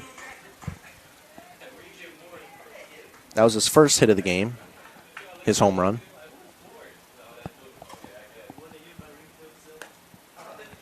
Although I will say about the birdcage that the players like to nickname the University of Tampa baseball field is with the huge nets all around, you can never really tell how far a home run went. It's always just going to hit the net and come right back. As it's 1-1 to Doskow, but I can understand, safety reasons, but they're just buildings. They can take it. Obviously, you don't want a human and an unsuspecting student getting hit with a ball, but we don't have to worry about that now. Doskow lines it into left field for a base hit. Gutcher moves up to second. Doskow's got 2 hits in this game. And yet another scoring chance for Tampa. Santiago Garavito comes up. He was hit by a pitch in the 4th inning. And is 0 for 2 in the afternoon. Or in this game, rather. It's confusing to kind of discern between the 2 doubleheader games. I don't have the exact stats from Game 1 memorized, but I'll try my best here. The first pitch is swung on and missed. Strike 1.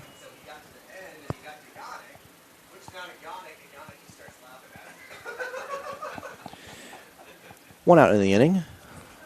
Kavanaugh would love a ground ball here to potentially get out of it.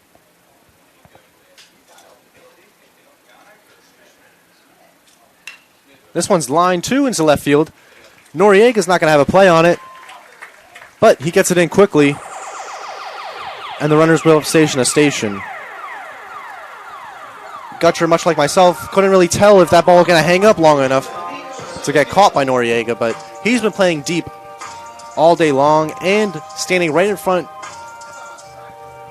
of a cutout in left center field, which actually might be deeper than the 375 sign if you can see it on your screen next to the national championship banners in left center. So if that ball was hit to right field, which I will try and get you that defensive substitution at some point, that probably would be caught if the same type of hit went to right field. But instead, Garavito hits it where the defense isn't, and it's a base hit. But now, 0-1 to the left-handed batter, Nico Saladino. He swings a miss. Down 0-2 now. Saladino's been a ball magnet in the sense that he's been hit by 2 pitches in the game today. His other plate appearance was a strikeout that came in the 4th inning.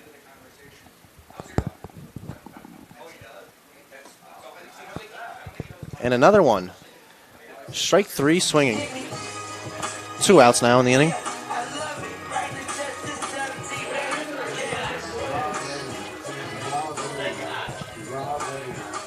So, Jamarcus Lyons up the plate now.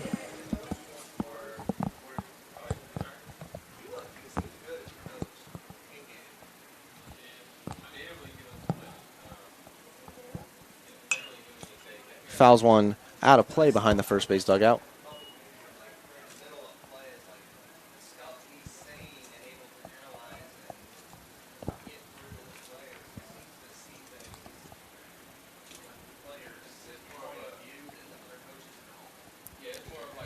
The 0-1. Grounded through the 5-6 hole. 1 run will score. Doskow's coming around, and Noriega misplays it. This one's going to get all the way to the wall. 3 runs will score. Lyons heads to third, and he will stop there. We'll see how they score that. Certainly a hit, and certainly some RBIs. 3 runs come in. The bases are cleared, and Lyons ends up on third. I don't think that's a triple. I think there's going to be an error on Noriega, as he simply just let a ground ball get under his glove, and it trickled all the way to the left field wall. So 9-0 now is the score for Tampa. And we have a substitution. Jose Cadenas is a pinch runner coming in for Lyons. So Lyons ends his afternoon on a high note.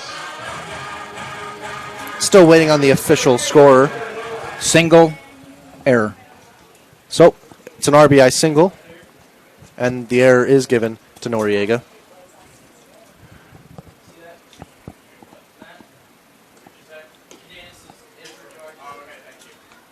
As I quietly slip in again and make a quick comment. All 3 RBIs, or all 3 runs, are credited as runs batted into Lyons, though, on the play.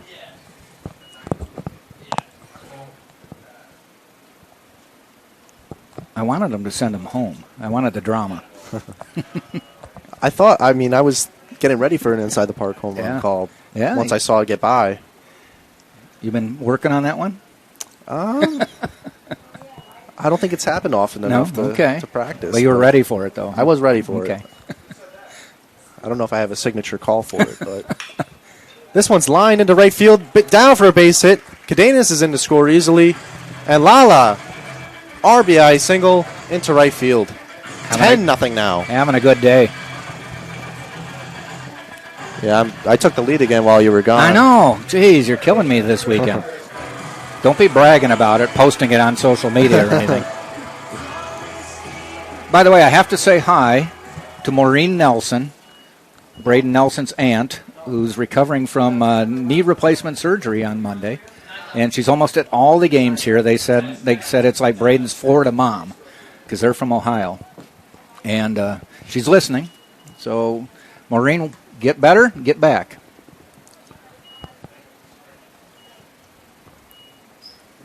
So, Earhart is batting now. 0-1 is the count. Kavanaugh was not able to get the ground ball I said he was hoping for earlier in the inning.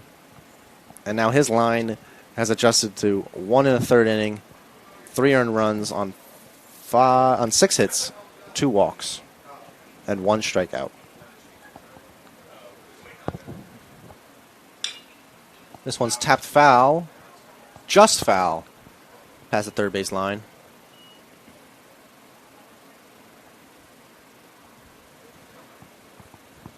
You can kind of see what I was mentioning earlier about the shadows. Hasn't reached the mound yet, but you can see shadow, light, shadow. With only, maybe by the 9th we'll see it on the mound. Also, the right fielder turned around, so I can finally see his number. 9, Ryan, I believe. Cainzos is now in right field. They're a freshman from Miami, Florida. As Earhart takes strike 2.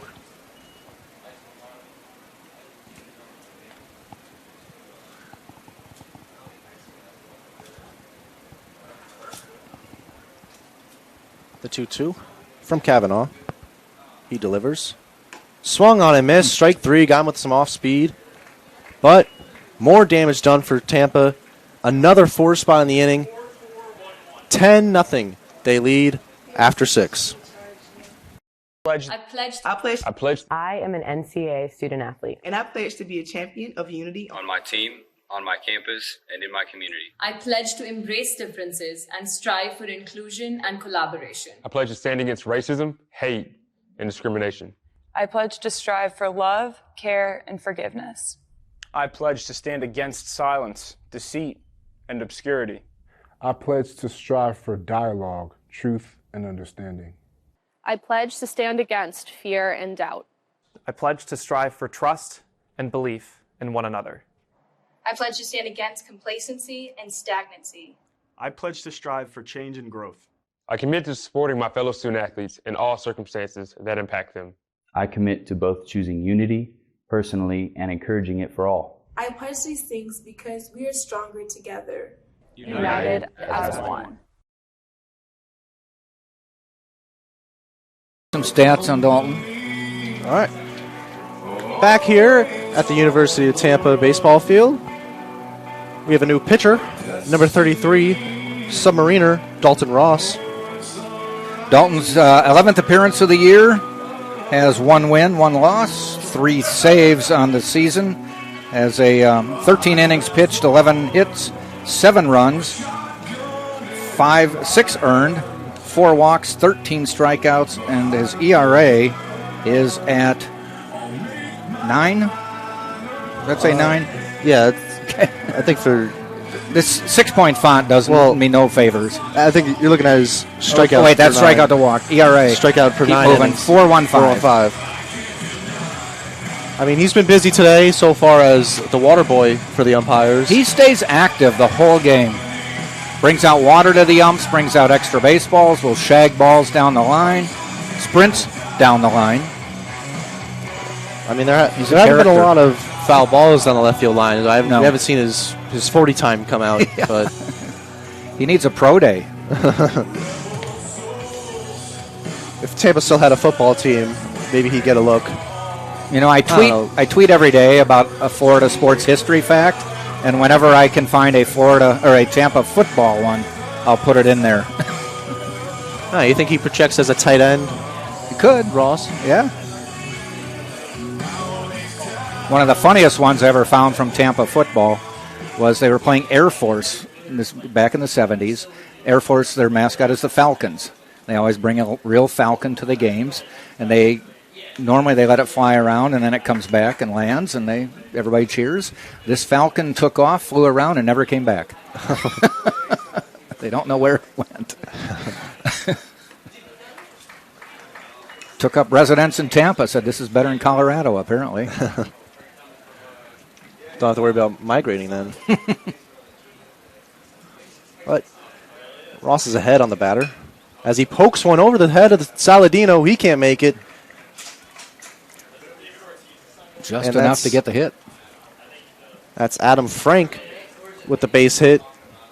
Doing his best. Just sticking the bat out there and hoping something good happens, and he gets the batted ball in play luck there. Looks like another pinch hitter, maybe. 5 looks like a new number. No? 5. Okay. Nope. It's going to be the number 3 hitter. Okay. Pastore. Who's played every inning of every game so far this weekend. Yes. And has played in every game for this season. The Sharks this season. 5 just looked different to me. I don't know. Did they put something in your pizza? They did. I think some hallucinogens. Yeah, I thought you maybe would want to give up the mic so you can go get some food. I mean, we're late enough in the game now. All right. Could probably fire up some chicken tenders in the air fryer when I get home. All right. Watch some NCAA March Madness. Yeah, that's all I have planned for tonight. 3-1 now to Pastore. Ross gets a fastball in there to make it a full count. I think the Sharks at this point are just hoping not to get shut out. Yeah. There is action in their bullpen as Pastore grounds one foul down the left field line. Watch next time they throw the ball out to Dalton Ross. He ducked that time because of the sun. being right in his eyes. Just stuck his mitt up and caught it. It's really common when you get the shadows at this point in the year and this point in the game. Almost drills Pastore in the shoulder, but he ducks out of the way, and he'd rather take a walk than a hit by pitch in a 3-ball count. So, the first 2 men are on for the Sharks. Daniel Irisari, the cleanup hitter, comes up the bat now. He's had a lot of action at third base today. Yeah, a lot of bunts. Fielded a few hot ones, screamers.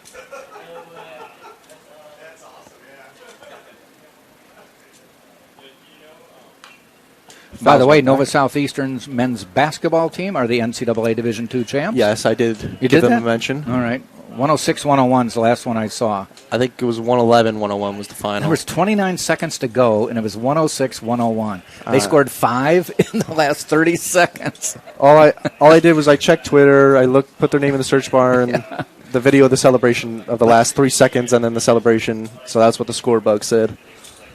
I mean, they just score so rapidly and in huge bunches. 2-1 to Irisari. Foul. So you're saying I should probably listen to you when I go sit out there? I mean, pay attention? You don't have to. Okay. But I don't want to be redundant. Nah, I mean, I don't know. It was something that popped into my... Yeah. I know that you were the one talking about it more. Right. You've actually watched them play, but just came to mind in between innings, and so let me check the score. All right. Nice job. This one's grounded. Ooh, nice. Dasko makes a nice diving stop, throws it to shortstop for the out. That's all the Spartans are going to get on that play. Boy, that was a harder play than just getting a force out at second. I mean, Dasko dove, had to get the ball to Urso ahead of the sliding runner, and it was just over his head. And made the throw from his knees. Yeah. On a speedy Pastore. So, another left-handed bat, the left fielder Christian Noriega.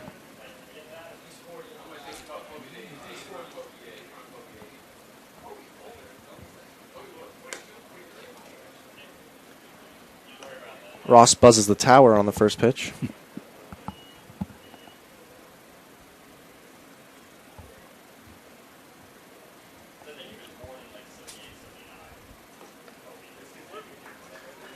Spartan defense not worried about the runner at third at all. They're all playing back. Lala. Actually, I think that's Cadenas, who stayed in the game. He's in center field. Yep. He's shaded towards right. Lala moved to left as the usual switch goes. That's all that's different for the Spartans defensively. The 2-1. Flied into left. Lala tracks back. He's under it. And they're not going to even try. No. It's going to be the easiest sack fly. You were at for last night's Noriega. game, right? Yes. I was told that on a fly ball to Lala, similar to that, he went down low to make the catch. Do you I don't know if he seeing did that. I remember hearing about that last year. The catch from last year? Yeah. Yeah, and apparently he did it kind of in homage Well, to... didn't he do it against... It was against them. Yeah. Yeah. So, which would have been the game-winning run. Mm-hmm. What he did, for those who don't know, is Nova Southeastern in a regional game last year had a runner on third, tie game, 1 out, 9th inning.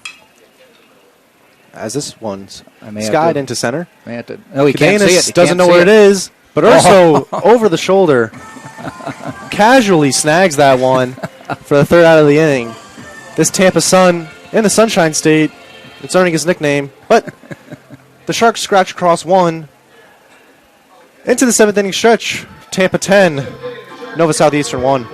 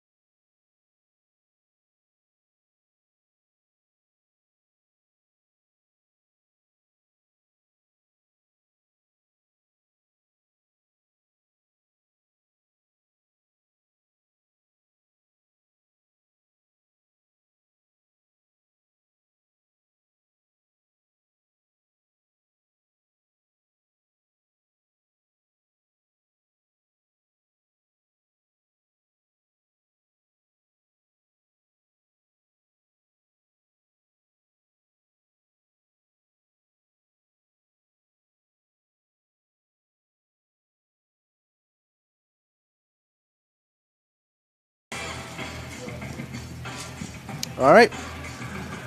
After Take Me Out to the Ball game, we're back in the bottom of the 7th as the University of Tampa leads Nova Southeastern 10-1. We've got a new pitcher on the mound for the Sharks. Number 8, Jarrett Krzyzanowski. I think Jack's got the stats pulled up. 4.32 ERA on the year. No decisions. 7 appearances at this point. No starts, no saves. And 8.1, 8 1/3 innings pitched. 7 hits, 5 runs, 4 earned, 9 walks, 11 Ks. A couple doubles, and 1 home run. So there you go. You're ready to go. Yeah, one of the better relievers actually for the Sharks based on the numbers. But one thing I did talk about while you were gone was that for Nova Southeastern, their next game is going to be on Tuesday in a non-conference game against Barry. Okay. It's a single game. Yeah. So I guess it doesn't count, but I guess it's a rivalry. Yeah, teams are finding that they can play so many games in a season, and you've got your conference schedule, but it's so hard. Most of the teams in the state are in the SSC. So if you want a non-conference game, you got to convince somebody from Georgia or Alabama or Mississippi to travel, and it's hard to get them. So you play a non-conference game against a conference team. Yeah. So I'm just saying it was a bit more of a quick turnaround for them. They got to play in 2 days. Well, Tampa had a game scheduled for this Tuesday, but it was canceled. Yeah. Did we ever figure out exactly? I heard 2 different stories. It was something like Southeastern College, an NAIA school in Lakeland area, 31-1 on the year, was at one point listed on the schedule.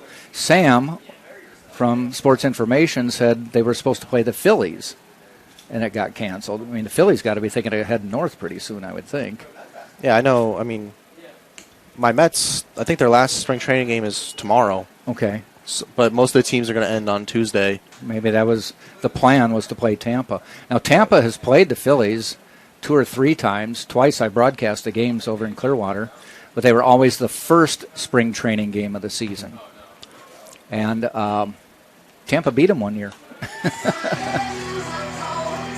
Urso goes down swinging on a breaking ball for the first out of the inning, but yeah, it's not uncommon to see some colleges come and play the first spring training games against MLB teams. Yep.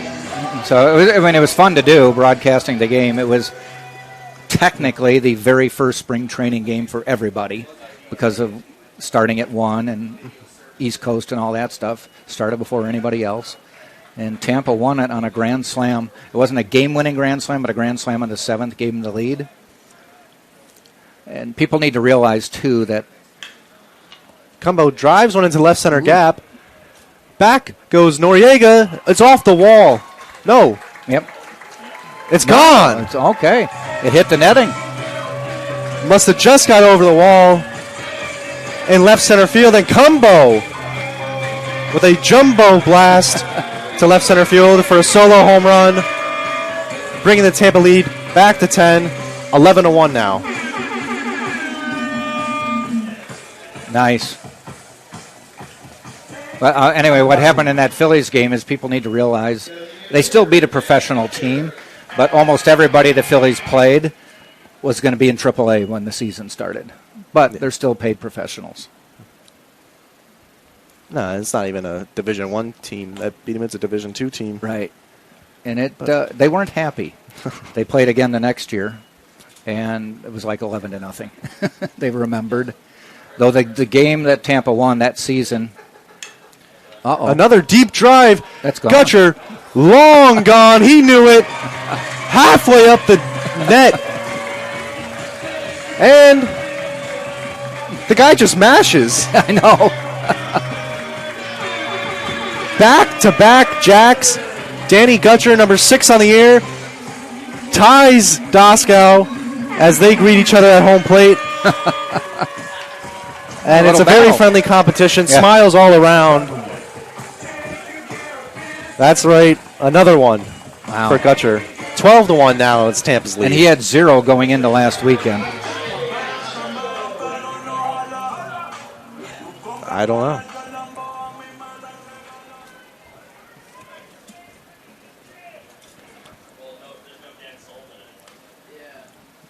Doskow takes ball one, but I guess Gutcher's got the golden touch now. Yeah. Whether he's catching or DHing. I don't know. Whatever he ate for breakfast this morning and Keep it Saturday up. morning. Keep it up. Last Saturday morning. But I was complaining about the net earlier because, and it happened on the Cumbo home run. The ball bounced back in. Mm-hmm. That's happened before, and you kind of wait for the fielders to see how they react. As Doskow grounds out for the second out of the inning. Now we have seen some fielders will, and I don't know how high that one was over the fence, maybe a foot or two. It was pretty close. But some fielders will play it and throw it in quickly. And I don't know if it's because they don't know that it's a home run or they're trying to get it one over on the umps. Yeah, I mean, Gutcher's, was gone off the bat. That was threatening one of those towers off in the distance. But, yeah, I mean, the way I saw Cumbo was I saw it bounce. I mean, any home run is going to bounce back in. I don't think it's humanly possible to hit one over the nets. I've seen it when they went right down the line, believe it or not. I've seen more of those in batting practice, but I've seen one in the time I've been doing games. Garavito's down 0-2 in the count, but at least, usually a home run, the ball, you say it's gone because it disappears over the fence. Yeah.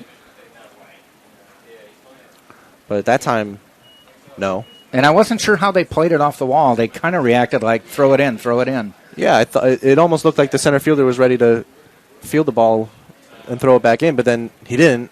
And then I didn't even see like a signal either. So I don't even know if the umpires knew it was a home run.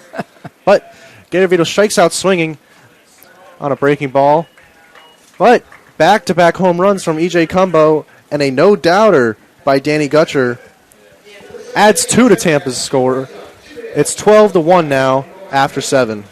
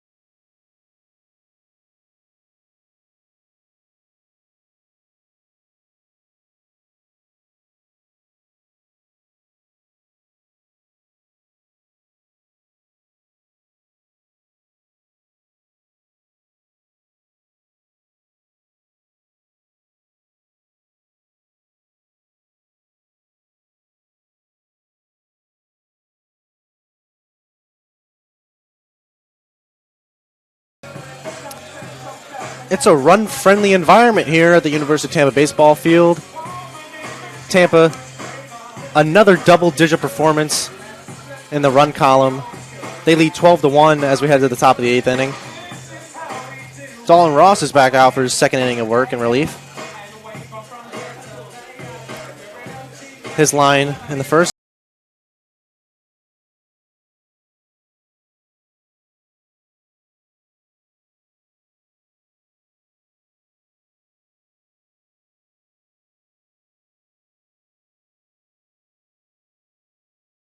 Delgado steps in the right-hander's batter's box to lead off for the Sharks.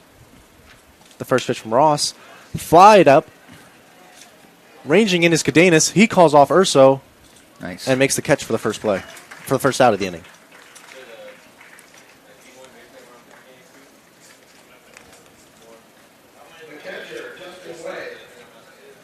So Justin Ways, the catcher in Game 2 for the Sharks. He's a left-handed batter.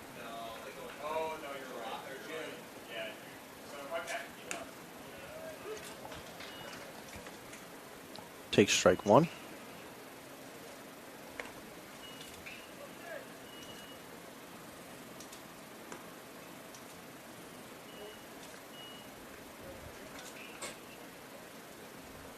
1-1 now.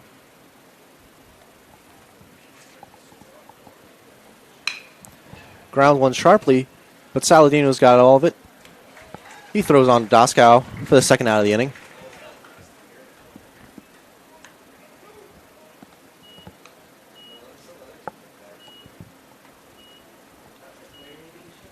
So I think we got a pinch hitter here, or not a pinch hitter, but the previous substitution into right field. Ryan Caínzos is making his first plate appearance of the afternoon.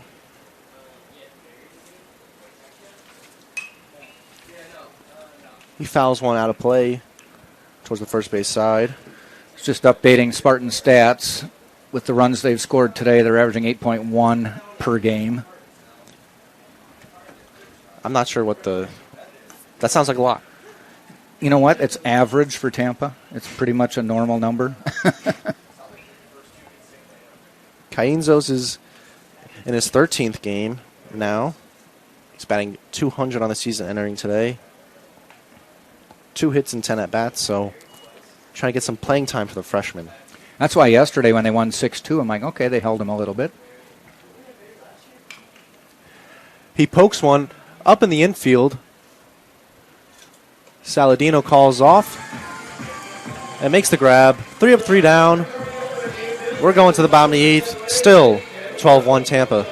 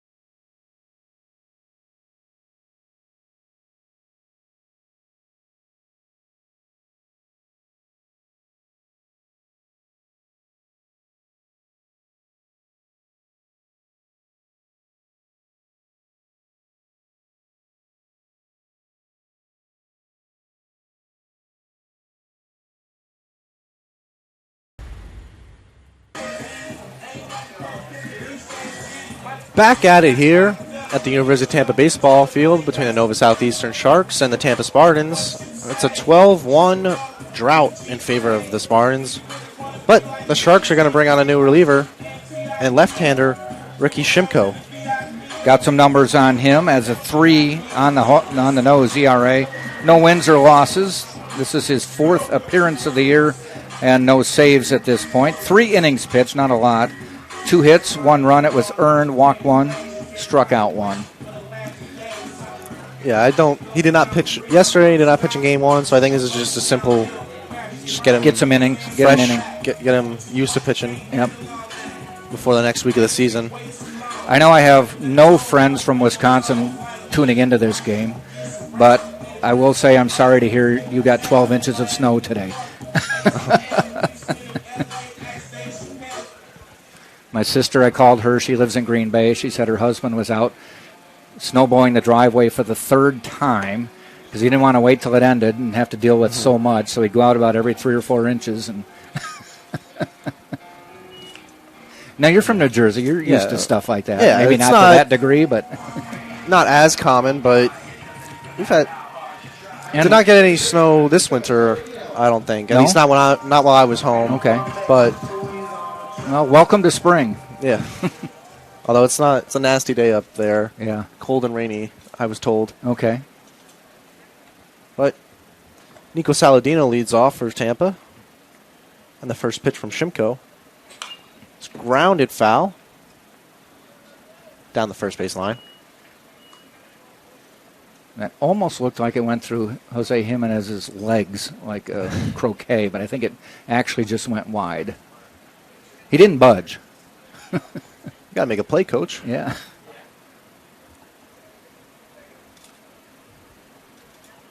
I don't know. My high school coaches had a point system for a whole bunch of things. As Saladino flies this one into shallow center. But Schisler comes in to make the play. But, you know, anything good they did, anything bad, there could be a lot of things, but it was a +1 or -1. So if you didn't make a play on a foul ball, that was -1. If you didn't make it? Yeah. Or so like that, that's -1 for Coach Jimenez. Coach for not even reacting, huh? Yeah. He probably doesn't care. He's got a conversation going with the ump.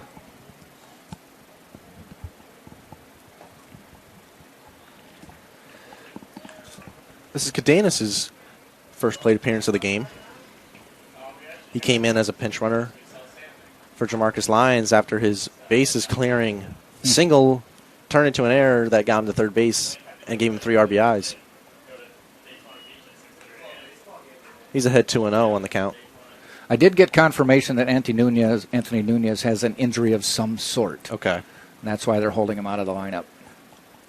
Yeah, I wasn't even sure if I think I see him in the dugout, but I think I could see his hair in a headband. But oh, this one hit him. Another hit by pitch. Jeez. There's been a lot today. That's got to be at least a half dozen or more on both sides. Nobody likes hit by pitches, and especially hitters in a blowout game like this, everybody just wants to hit. It's like, come on, just get this game over. But bench hitter is number 16, McAllister Jurgensen. We'll get the stats pulled up for you in a second. I got him here. This is his 8th game now, 10 at-bats, just 1 hit right now. He flies one Go foul. near foul territory. Did he catch it? He did. What a grab Pastore. by the second baseman, Pastore. I had to hold up for a second there because I couldn't believe what I just saw. That was he rolled great around. range into foul territory, made the diving catch, and then rolled. Unfortunately, it was off camera by just a little, so good call. But yeah, it might have, had he dropped it, it might have been a fair ball. It was that close to whether it was on the line or not. Yeah, and there was a play earlier where they made a diving catch, and then it came out the glove, and then even a play with Doskow where he went completely behind the dugout, and it's out of view of camera, but it was even out of view of me, so I had no idea what happened, but didn't see the umpire throw up a fist. I heard everybody go, so I knew he dropped it. I assumed it was dropped it, but I thought it was going to be one that he could catch. Sounded like it hit the mitt and bounced off. But the Sharks, they have made some pretty good defensive plays today. Yeah. There was a diving catch in right field earlier in the game, and that one takes the cake for the whole game. Earhart lines one into left center field, but Schisler ranges over and makes the catch. We're done with 8. It's still 12-1 Tampa. Champions know how to seize opportunities.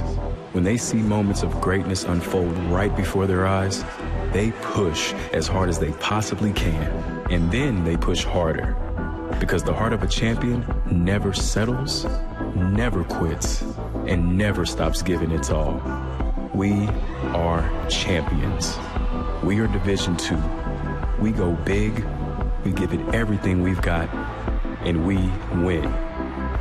On the field, on our campuses, in our communities, for our causes, in our careers. We rise to become champions in everything we do. We are Division II, and there are no limits here. We make our time count. We set our own path. We become champions on our terms. It's time to up your game, because we're here to play and learn.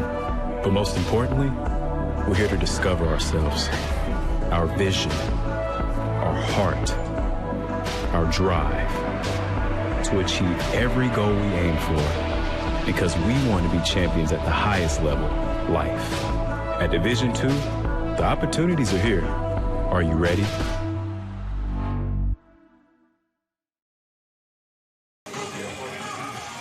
And here in the top of the 9th, as Tampa leads Nova Southeastern 12-1, Jack Brodsky is on the pitch to try and close things out. the New Jersey native, has had a fantastic season. A 0.00 ERA. Wow. A 3-0 record in the win-loss column through 9 appearances and 12 innings pitched. He's got 1 save and has allowed just 4 hits, 1 run that was unearned, and has struck out 14 batters compared to allowing just 2 walks. And Sharks batters have already had a bad offensive day, but they're probably it's probably going to continue against Brodsky, as he's only let hitters bat with a .098 average against him this season.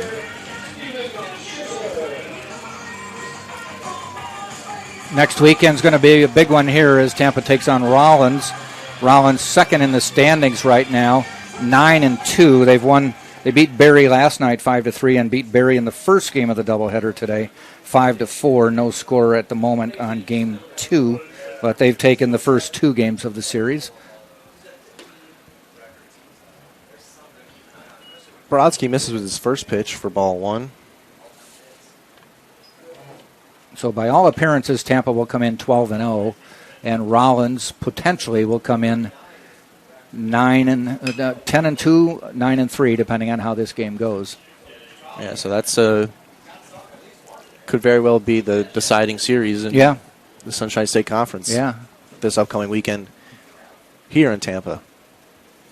A single game Friday, doubleheader Saturday, just like always. Although some fans of baseball might be caught up with the MLB season starting. True. Yeah. We need to convince them that the series against Rollins is going to be huge, the thing to watch. Yes, all weekend long. Well, I always tell people we stream to more than 3 billion people at any given moment. Now, we may not get that many watching, but potentially 3 billion people could be watching us. I don't want to put pressure on you, make you nervous. Well, I think 3 billion people watching is better than 0 people watching. Definitely, definitely.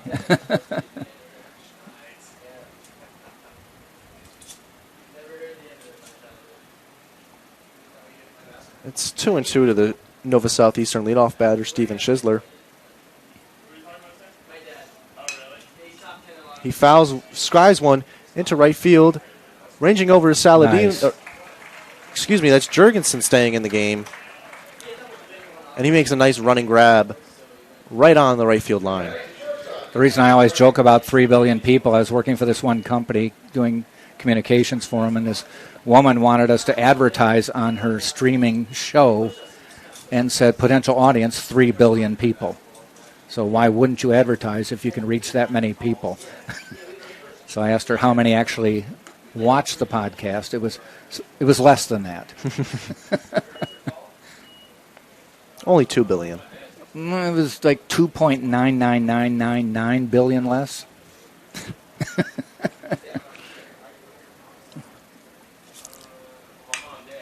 This one's flied into center field. Cadenas is ranging in and makes the one-handed grab. The Sharks are down to their last out. Yeah, 2 down, 1 to go. And it'll be Pastore stepping in the bat.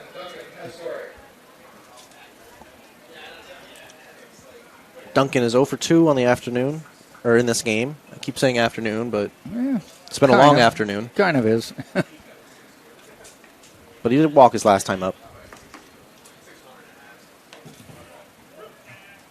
So, I know my plans are to watch college basketball. Are those yours as well? Probably, tonight? unless my daughter said she wants to watch a movie with me.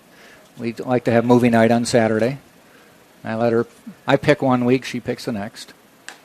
We did Captain Phillips last weekend, which she found very intense. So we may be watching something less intense this weekend. Well, it's down to the last strike.